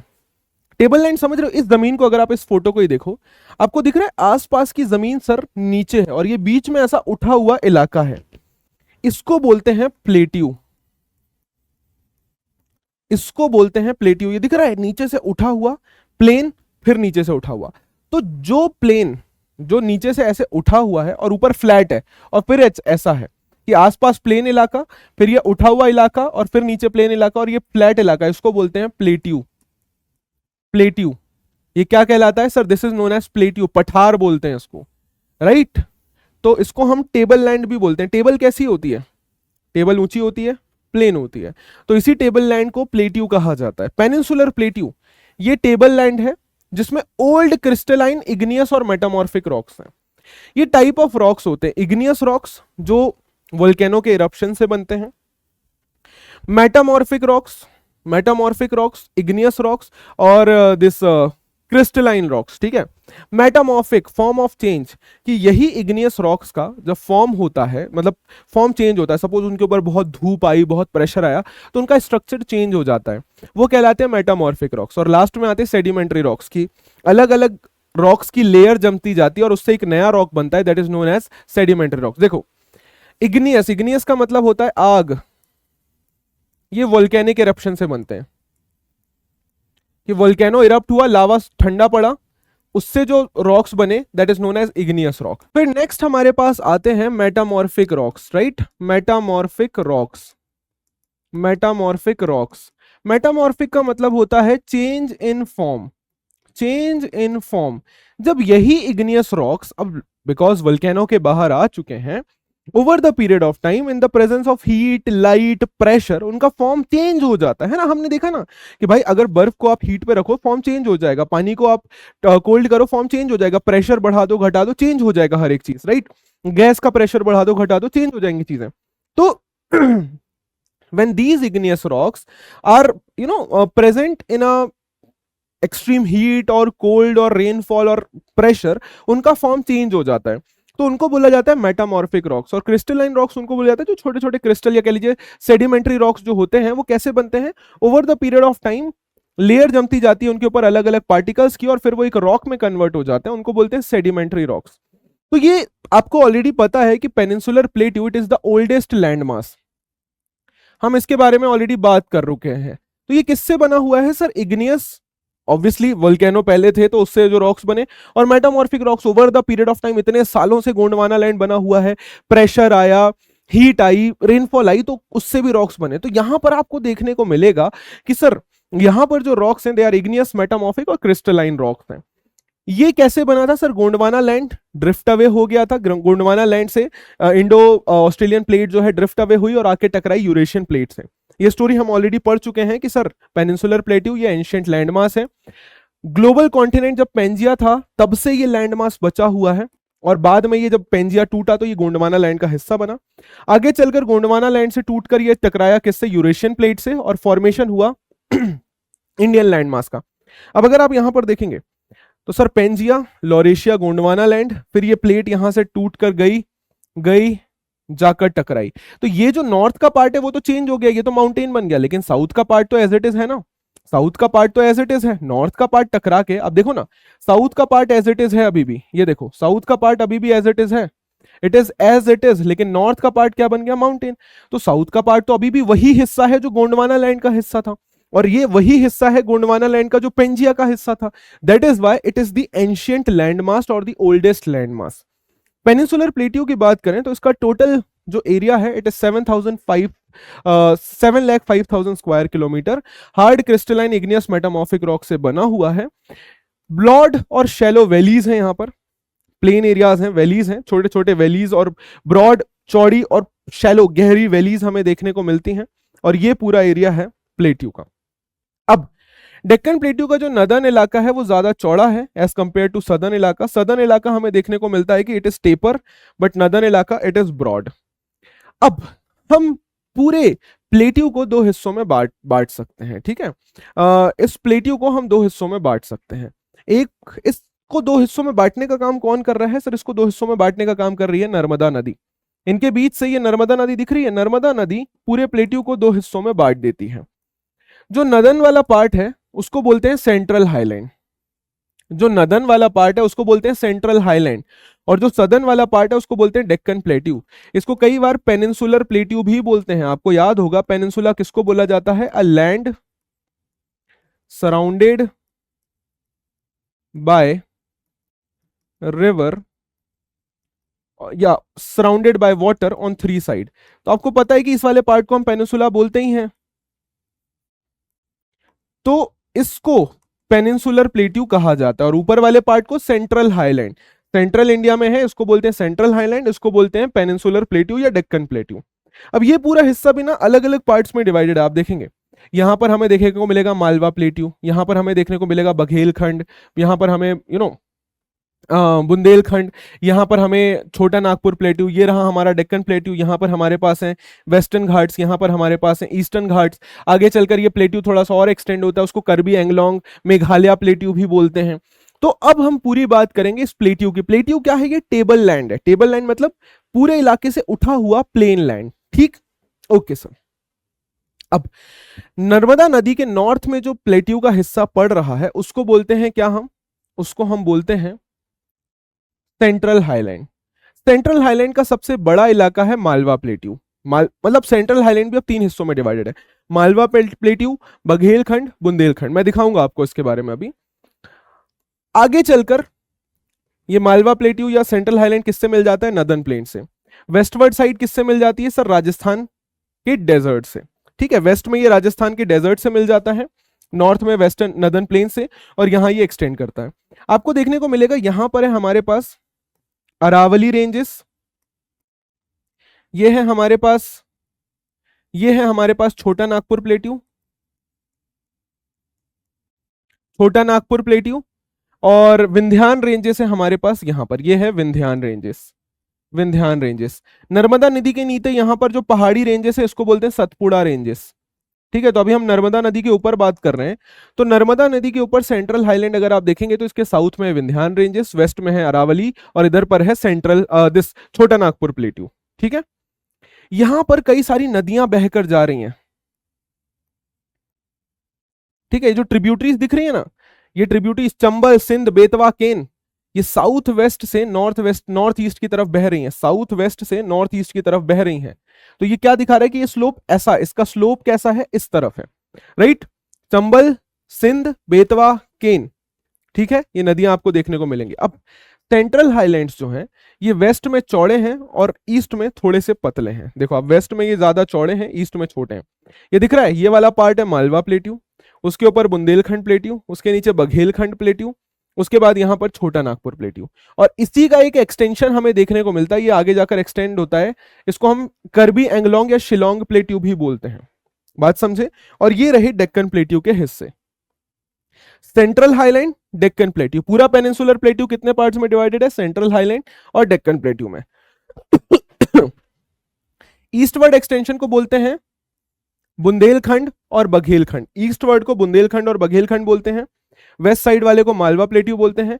छोटा नागपुर प्लेट्यू और ईस्टवर्ड एक्सटेंशन है, और आगे जाकर ये किससे ड्रेन हो रहा है? दामोदर रिवर से। छोटा नागपुर प्लेट्यू से कौन सी नदी निकल रही है? दामोदर नदी, ठीक है। बात करते हैं अब डेक्कन प्लेट्यू की। Deccan plateau it's a triangular landmass, ये एक ट्रायंगुलर लैंडमास है, और ये south of the river Narmada है। रिवर नर्मदा के साउथ में जो पार्ट है प्लेट्यू का, इसको बोलते हैं डेक्कन प्लेट्यू। अब आप इस डेक्कन प्लेट्यू को देखेंगे तो यहां पर है सतपुड़ा रेंजेस, नॉर्थ में सतपुड़ा, यहां पर है वेस्टर्न घाट्स, यहां पर है ईस्टर्न घाट्स, दिख रहे हैं? ईस्टर्न घाट्स आपको दिख रहे हैं, सतपुड़ा रेंजेस, यहां पर है हमारे पास ईस्टर्न घाट्स, यहां पर है वेस्टर्न घाट। ईस्टर्न घाट्स में भी आपको ये दिख रहे हैं महादेव, कैमूर और मैकाल रेंजेस। महादेव, कैमूर और मैकाल रेंजेस, ये इसके ईस्टर्न वर्ड्स एक्सटेंशन है, और ये आगे ऐसे एक्सटेंड हो जाते हैं। महाकाल, कैमूर, ये रेंजेस यहां पर एक्सटेंड हो जाते हैं, ठीक है सर। डेक्कन प्लेट्यू ये वेस्ट में हायर है और ईस्टवर्ड की तरफ ये जाता है, मतलब ये ऐसा ऐसा इस तरीके से, इसका स्लोप ऐसा है, इसलिए सारी नदियां आप देखेंगे कुछ इस तरीके से बहती हैं। ईस्टवर्ड इसका स्लोप है। ये प्लेट्यू नॉर्थ ईस्ट में भी देखने को मिलता है इसका एक्सटेंशन, जिसको वहां पर मेघालय या करबी एंगलोंग प्लेट्यू या नॉर्थ चचर हिल्स भी कहा जाता है। छोटा नागपुर प्लेट्यू इसको यहां से तोड़ देता है, इस वाले प्लेट्यू को, लेकिन बाद में यहां पर जाकर एक्सटेंड होता है, और यहां पर ये छोटा नागपुर प्लेट्यू उसको तोड़ देता है। तीन प्रोमिनेंट हिल रेंजेस हमने ऑलरेडी बात की, गारो, खासी और जयंतिया हिल्स ईस्ट में हमें देखने को मिलते हैं। Look at this, central highland दिख रहा है, सेंट्रल हाईलैंड दिख रहा है, ये रहा डेक्कन प्लेट्यू। डेक्कन प्लेट्यू का एक्सटेंशन इस तरफ हो रहा है, लेकिन छोटा नागपुर प्लेट्यू उसको तोड़ देता है, तो आगे जाकर ये प्लेट्यू हमें यहां पर एक्सटेंड होता हुआ देखने को मिलता है, जिसको हम शिलोंग प्लेट्यू या करबी एंगलोंग प्लेट्यू भी बोलते हैं। गारो, खासी, जयंतिया हिल्स हमें यहीं पर देखने को मिलती हैं। तो ये कुछ इस प्रकार का विकसित होता हुआ हमें देखने को मिलता है, ठीक है।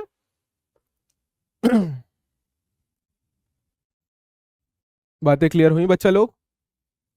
देख रहे हो ना, ये छोटा Nagpur plateau, Malwa plateau, Baghelkhand, Bundelkhand, Aravalli ranges, ये रहा विंध्यान रेंजेस, ये रहा सतपुड़ा रेंजेस, ठीक है। महाकाल, कैमूर रेंजेस यहां पर देखने को मिलती हैं। इसी का प्लेट्यू का एक्सटेंशन यहां पर हमें देखने को मिल रहा है, करबी एंगलोंग प्लेट्यू, ठीक है। ये एक्सटेंशन इसी प्लेट्यू का हो रहा है। ये रहे वेस्टर्न घाट्स, ये रहे ईस्टर्न घाट्स, ये रहा डेक्कन प्लेट्यू, ये रहा सेंट्रल हाईलैंड।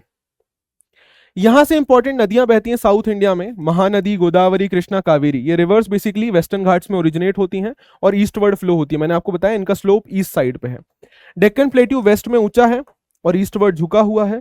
यहां से कई सारे डेल्टास भी बनते हैं। साउथ की सबसे बड़ी रिवर गोदावरी है, याद रखना इसको, ठीक है। ये दिख रहा है आपको, ये नदियां बहती हुई जा रही हैं, ठीक है सर। अब थोड़ा सा एक चीज यहां पर आपको और बता देता हूं। हमने क्या बात की कि डेक्कन प्लेट्यू के दोनों बाउंड्रीज हैं, ईस्टर्न घाट्स और वेस्टर्न घाट्स। अब ये ईस्टर्न घाट्स और वेस्टर्न घाट्स क्या है? तो आपको पता है ये टेबल लैंड है।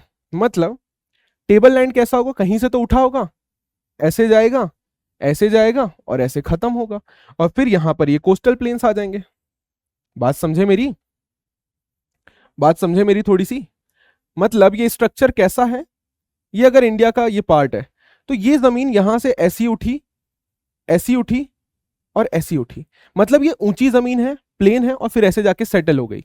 बात समझे मेरी? कि ये जमीन ऐसी उठी है, फिर प्लेन है, फिर ऐसे नीचे चली गई। तो ये जो ऊंचा पहाड़ है इधर, इसके बीच में ये जो ऊंचा पहाड़ है और फिर ये प्लेन एरिया, ये प्लेन एरिया तो कहला गया plateau, plateau.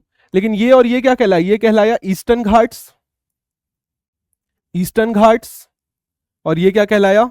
Western Ghats, western Ghats. मैं आपको थोड़ा सा इमेज दिखाता हूं, ज्यादा क्लियर हो जाएगा, ठीक है। सुनना मेरी बात ध्यान से। ये देखो, ये ऐसे उठ रही है जमीन, ये प्लेन इलाका है, ये जमीन उठ रही है यहां से, सेम ये जमीन यहां से उठ रही है। ये हो गया वेस्टर्न घाट्स, वेस्टर्न घाट्स, ये हो गया ईस्टर्न घाट्स। ये बेसिकली सेंट्रल हाईलैंड का इलाका है, ईस्टर्न घाट्स। समझ आया? तो ये जो उठा हुआ इलाका है ये घाट्स कहलाएंगे, और उसके बाद ये प्लेन्स का इलाका कहलाएगा। बात समझ गए मेरी थोड़ी सी? ईस्टर्न घाट्स और वेस्टर्न घाट्स ये बेसिकली माउंटेन रेंजेस ही हैं, काइंड ऑफ माउंटेन्स ही हैं यहाँ पर। तो अगर आप इन माउंटेन रेंजेस को थोड़ा सा देखोगे, you will see western Ghats continuous हैं, ईस्टर्न घाट्स टुकड़ों में बटे हुए हैं, ठीक है। माउथ ऑफ तापी रिवर से शुरू होता है ये, ध्यान से सुनना, शुरू कहां से हो रहा है, तापी नदी से, और नीचे कहां तक जा रहा है, कन्याकुमारी तक। ये कन्याकुमारी दिख रहा है, तो तापी नदी से लेकर कन्याकुमारी तक जो ये एक्सटेंड हो रहा है, ये है वेस्टर्न घाट्स, वेस्टर्न पहाड़। ये ऐसे पहाड़ जो हैं ये वेस्टर्न घाट्स कहलाते हैं। इनकी एवरेज हाइट है 900 से 1600 मीटर। सबसे ऊंची पीक है इसकी अनाईमुडी और डोडा बेटा, याद रखना। वेस्टर्न घाट्स वेस्टर्न कोस्ट के पैरेलल चलते हैं, ये कोस्टल एरिया, उसके पैरेलल ये घाट्स चल रहे हैं वेस्टर्न घाट्स। ये कंटिन्यूअस है और पासेस के थ्रू ही इनको क्रॉस किया जा सकता है, जैसे Thal, Bhor, Pal Ghats. Western Ghats orographic rain cross करते हैं। ओरोग्राफिक रेन क्या होता है, आपको पता है कि रेन केरला से आता है है ना। अब ओरोग्राफिक रेन क्या होती है, ये माउंटेन हो गया, ठीक है। दो साइड्स होते हैं माउंटेन के, सपोज विंडवर्ड साइड और लीवर्ड साइड, लीवर्ड साइड, ठीक है, विंडवर्ड साइड और लीवर्ड साइड। हवा आ रही है पानी लेके, मॉइस्चर लेके, अब मॉइस्चर लेके वो आ रही है, तो अब माउंटेन आ गया तो उसको ऊपर चढ़ना पड़ेगा, ऊपर चढ़ी, अब वो मॉइस्चर कंडेंस हुआ, कंडेंस होके पानी के फॉर्म में यहीं पे गिर गया, गिर गया। अब ये हवा जो यहां से नीचे उतर कर जाएगी, इसमें मॉइस्चर है, नो मॉइस्चर। क्यों? क्योंकि पहाड़ के इस तरफ ऑलरेडी बारिश हो चुकी है। तो जब पहाड़ के कारण ऐसी बारिश हो, इसको बोला जाता है ओरोग्राफिक रेन, ओरोग्राफिक रेन। तो ऑब्वियस सी बात है कि भाई जब केरला से वो आई, बारिश आई, तो यहाँ पे ऐसे वेस्टर्न घाट्स हैं, तो ये यहाँ गए और यहाँ पूरा बारिश करा दिया। अब ये जो हवा इधर डिसेंड हुई, नीचे गई, इसमें कोई मॉइस्चर नहीं है, नो मॉइस्चर, तो प्लेट्यू में कोई रेनफॉल होगी ही नहीं। तो वेस्टर्न घाट्स बेसिकली क्या करते हैं, ओरोग्राफिक रेन करते हैं। वेस्टर्न घाट्स की हाइट जो है वो इंक्रीज होती है, नॉर्थ में थोड़ी कम और फिर ऐसे बढ़ती जाती है, कि नॉर्थ से साउथ, साउथ की ओर बढ़ती जाती है। यहां से कई सारी नदियां भी बहकर निकलती हैं जो डेक्कन प्लेट्यू को लेकर चलती हैं। फिर ईस्टर्न घाट्स की बात करते हैं। महानदी वैली, नॉर्थ में महानदी वैली से लेकर, ये महानदी दिख रही है, महानदी वैली से लेकर नीलगिरी हिल्स साउथ तक, ये नीलगिरी हिल्स दिख रहे हैं, नीलगिरी हिल्स साउथ तक। इसकी एवरेज हाइट है 600 मीटर, मतलब ये बहुत ज्यादा ऊंचे नहीं है। इसकी हाईएस्ट पीक है महेंद्रगिरी, शेवरॉय हिल्स, जावाडी हिल्स, और ये कुछ दो हिल्स हैं, ये साउथ में ही लोकेटेड है। सबसे फेमस हिल स्टेशन जैसे उडागामंडलम, पॉपुलरली नोन एज ऊटी, और कोडई कनल, ये यहीं पर लोकेटेड है। अब मेरी बात सुनना, ईस्टर्न घाट्स, ईस्टर्न घाट्स ये उतने रेगुलर नहीं है। Eastern Ghats are not that much regular, और ये बीच में से टूटे हुए हैं, बिखरे हुए हैं, ठीक है। आगे बढ़ते हैं, बात कर लेते हैं डेक्कन प्लेट्यू के फीचर्स के बारे में। तो डेक्कन प्लेट्यू में आपको पता है कि ये वोल्केनो से बनी हुई सॉइल है। तो वोल्केनिक इरप्शन से जो सॉइल बनती है वो बेसिकली ब्लैक सॉइल होती है। तो यहां पर आपको देखने को मिलेगा कि इग्नियस सॉइल से जो सॉइल बनी है वो ब्लैक सॉइल है। हमने क्या बात की कि यहाँ की जो रॉक्स हैं वो इग्नियस और मेटामॉर्फिक रॉक्स हैं, और उनसे जो सॉइल बनती है दैट इज ब्लैक सॉइल। तो यहाँ पर ना कॉटन की बहुत अच्छी ग्रोथ होती है। अरावली हिल्स उसके वेस्ट में है, और नॉर्थ वेस्टर्न मार्जिन में, वेस्ट और नॉर्थ वेस्टर्न मार्जिन में अरावली हिल्स देखने को मिलते हैं। ये हिल्स, यहाँ पे डेक्कन प्लेट्यू में जो हिल्स हैं वो ऐसे बहुत रेगुलर हिल्स नहीं है, टूटे फूटे और कुछ पार्ट्स में बिखरे हुए हिल्स हमें देखने को मिलते हैं, ठीक है सर। अब इकोनॉमिक इंपॉर्टेंस, सर मैंने आपको बताया यहाँ पे मिनरल रिसोर्सेज बहुत ज्यादा हैं, क्योंकि सबसे पुराना लैंड मास है। कई सारी रिवर्स और वाटरफॉल्स यहाँ से जाती हैं जो हाइड्रो इलेक्ट्रिसिटी बनाने के काम आती है। टूरिस्ट अट्रैक्शन, सॉइल बहुत अच्छी है कॉटन के लिए, और कई सारे वाइल्ड एनिमल्स हमें यहाँ पर देखने को मिलते हैं। अब आ जाते हैं हमारे तीसरे फीचर पर, बट उससे पहले प्लेट्यूज के बारे में दो बार चर्चा कर लेते हैं। आपको पता है प्लेट्यू को नर्मदा नदी दो हिस्सों में डिवाइड कर देती है, सेंट्रल हाईलैंड और डेक्कन प्लेट्यू या फिर पेनिनसुलर प्लेट्यू, है ना। सेंट्रल हाईलैंड या फिर डेक्कन प्लेट्यू या फिर पेनिनसुलर प्लेट्यू, ठीक है सर। सेंट्रल हाईलैंड की अगर मैं बात करूं तो सेंट्रल हाईलैंड को हम तीन हिस्सों में बांट सकते हैं, मालवा प्लेट्यू, बघेलखंड, बुंदेलखंड और छोटा नागपुर प्लेट्यू।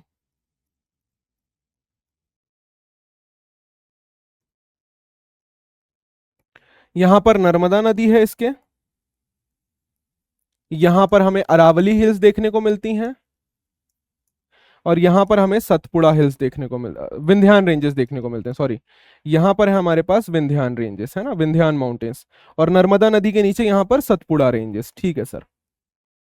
डेक्कन प्लेट्यू की बात करें तो डेक्कन प्लेट्यू कैसे डिवाइडेड है सर? डेक्कन प्लेट्यू की मैं बात करता हूँ तो डेक्कन प्लेट्यू के नॉर्थ में है सतपुड़ा, मैकाल और महाकाल हिल्स, ये सारी यहाँ देखने को मिलते हैं। इसका एक एक्सटेंशन हमें देखने को मिलता है नॉर्थ ईस्ट में, करबी एंगलोंग प्लेट्यू, करबी Anglong plateau, Meghalaya plateau, Meghalaya plateau, और खासी जयंतिया और गारो हिल्स इसी का पार्ट बन जाती हैं। वेस्टर्न घाट्स और ईस्टर्न घाट्स इसके दोनों तरफ हमें देखने को मिलता है। नॉर्थ में ये ज्यादा चौड़ा है, साउथ में ये थोड़ा सा कम है। बात क्लियर हुई? तो हम इसके बारे में बात कर चुके हैं। अब बात करते हैं डेजर्ट के बारे में। ज्यादा कुछ नहीं है इसमें भाई। वेस्ट में राजस्थान के मैक्सिमम पार्ट में जो एक बहुत बड़ा डेजर्ट है हमारा, that is Thar desert. Indian desert ये बेसिकली वेस्टर्न मार्जिन में है। अरावली हिल्स के वेस्टर्न साइड में हमें ये डेजर्ट देखने को मिलता है। मोस्ट ऑफ द राजस्थान को ये कवर करता है, इंक्लूडिंग हरियाणा, पंजाब और Gujarat. This is the Thar desert, one of the largest desert of the world. Undulating का मतलब क्या होता है?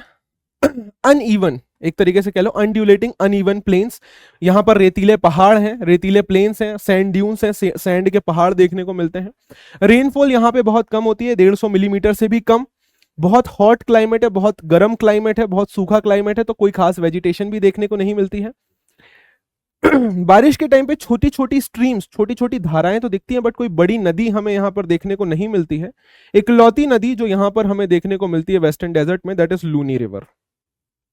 अब डेजर्ट के अंदर कुछ स्ट्रक्चर हमें देखने को मिलते हैं, जैसे एक होता है उसको बोलते हैं बारचंस। क्या बोलते हैं? बारचंस। ये बारचंस होते हैं। हवा चली तो ऐसे करके जो स्ट्रक्चर बने ना हवा चलने के कारण, ये देख रहे हो उसके दो सींग निकल रहे हैं और ये ऐसा बन गया है, इसको बोला जाता है बारचंस। कि हवा चलने से जब सैंड के अंदर ऐसा सींग जैसा आर्क बन जाए तो उसको बोला जाता है बारचन, इसको बोला जाता है बारचन। ठीक है। और लॉन्गिट्यूडनल ड्यून्स, ड्यून्स आपको याद है ना, वैलीज बन जाती हैं। तो ऐसी लॉन्गिट्यूडनल वैलीज बन जाती हैं कि भाई ये ऊंचे ऊंचे पहाड़, मतलब ऐसे सैंड और सैंड के बीच में ऐसी छोटी छोटी नीचे गड्ढे ऐसे बन जाते हैं। तो ये ऐसे गड्ढे हैं, ये ऐसे, इनको लॉन्गिट्यूडनल, ये ऐसे गड्ढे हैं कि इनमें नीचे उतर के फिर ये ऐसे हैं। ये कुछ इस प्रकार की वैलीज बन जाती है कि ये सैंड, ये फिर ऐसी, ये फिर ऐसी, ये फिर ऐसी, और ये लंबी लंबी बनती है, तो इनको बोला जाता है लॉन्गिट्यूडनल वैलीज। ठीक है। कुछ मशरूम रॉक्स और ये सब तो हमने देखे ही हैं। Shifting dunes, oasis. Shifting dunes क्या होती है? सैंड चली, हवा चली बहुत तेज, सर पहाड़ बना, फिर वो पहाड़ हवा चलने के कारण शिफ्ट हो गया। ओआसिस, समुद्र के बीच में, या सॉरी रेत के बीच में थोड़ा सा पानी का कोई सोर्स। मशरूम रॉक्स कि भाई नीचे जब रेत बहुत तेजी से जाती है तो पत्थरों को तोड़ते हुए जाती है, तो नीचे का पार्ट पत्थर का पूरा घिस जाता है और ऊपर का पार्ट बड़ा बचा रहता है, तो ये कहलाते हैं मशरूम रॉक्स। तो ये भी कुछ डेजर्ट के अंदर हमें रिलीफ फीचर्स देखने को मिलते हैं।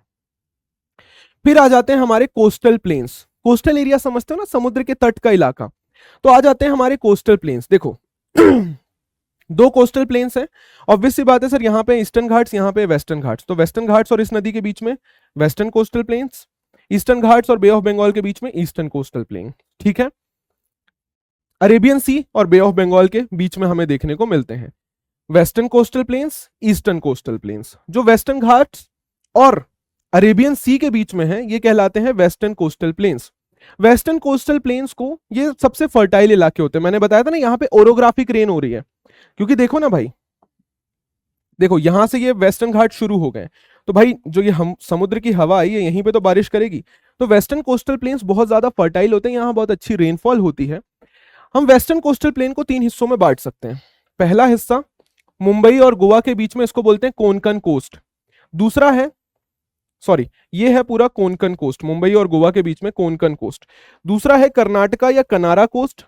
दूसरा है कौन सा? कर्नाटका या कनारा कोस्ट, कन्नड़ प्लेन। और सबसे नीचे आ जाता है हमारे पास मालाबार कोस्ट। मालाबार कोस्ट केरला में। अगर आपको इसको याद रखना है तो इसको ऐसे याद रखो, KKM, कोंकण, कनारा या कन्नड़ा, कनारा या कन्नड़ा दोनों लिख सकते हो, और मालाबार कोस्ट। तो वेस्टर्न घाट्स कितने पार्ट्स में डिवाइडेड है सर? कोंकण या कनारा, फिर उसको डिवाइड कर दिया next part Kannada coast Karnataka में, और सबसे नीचे मालाबार कोस्ट केरला में। सेम वे में ये देखो, दिख रहा है? ठीक है। सेम वे में ये है कोस्टल प्लेन्स और ये है ईस्टर्न कोस्टल प्लेन्स। आप देखेंगे वेस्टर्न कोस्टल प्लेन्स पतले हैं, ईस्टर्न कोस्टल प्लेन्स चौड़े हैं। ईस्टर्न कोस्टल प्लेन्स की बात करूं तो सर ईस्टर्न घाट्स और बे ऑफ बंगाल के बीच में बसे हुए हैं ये। सबसे नदन पार्ट जो इसका है, नदन पार्ट को बोलते हैं नदन सरकार्स, और जो सदर्न पार्ट है उसको बोला जाता है कोरोमंडल कोस्ट। तो इसको ऐसे याद रखते हो, एनसीसी, एनसीसी, नदन सरकार कोरोमंडल कोस्ट, नदन सरकार कोरोमंडल कोस्ट, एनसीसी, नदन सरकार कोरोमंडल कोस्ट। ठीक है। वेस्टर्न घाट्स की बात करें तो बड़ी बड़ी नदियां जैसे महानदी, गोदावरी, कृष्णा, कावेरी, इन्होंने डेल्टा बनाए। डेल्टा समझ गए ना, जब नदियों में मिलने जा रहा होता है ऐसा, तो वो छोटे छोटे चैनल्स में डिवाइड हो जाती है नदी, और उसको बोलते हैं डेल्टा। तो ये डेल्टा बनाए हैं इन्होंने कोस्ट पर, ईस्टर्न कोस्ट पर। चिलिका लेक, ये बहुत ही फेमस लेक है उड़ीसा में, ये लार्जेस्ट पूरी दुनिया का सॉल्ट वाटर लेक है, खारे पानी का सबसे बड़ा लेक है ये।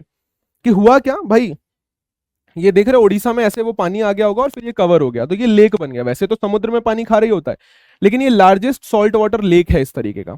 तो उड़ीसा के अंदर चिलिका लेक, उड़ीसा के अंदर it is the largest salt water lake, Mahanadi delta में बना हुआ है। Last but not the least हमारे पास है आइलैंड्स, छठवां ग्रुप। आइलैंड क्या होता है, जो चारों तरफ समुद्र से घिरा होता है, दैट इज आइलैंड। आपको पता है हमारे भारत में दो मेजर आइलैंड है, एक अरेबियन सी में लक्षद्वीप आइलैंड और Andaman and Nicobar bay of Bengal में। ठीक है। Two group of island are there India के इर्द गिर्द। ये आइलैंड रीजन जो है ये मेन लैंड से डिवाइडेड है समुद्री रास्ते के थ्रू। एक है लक्षद्वीप जो कि मालाबार कोस्ट के नजदीक में है, ये कोरल आइलैंड का क्लस्टर है। दूसरा है Andaman and Nicobar island, bay of Bengal में है और इंडियन ओशन तक ये जाता है।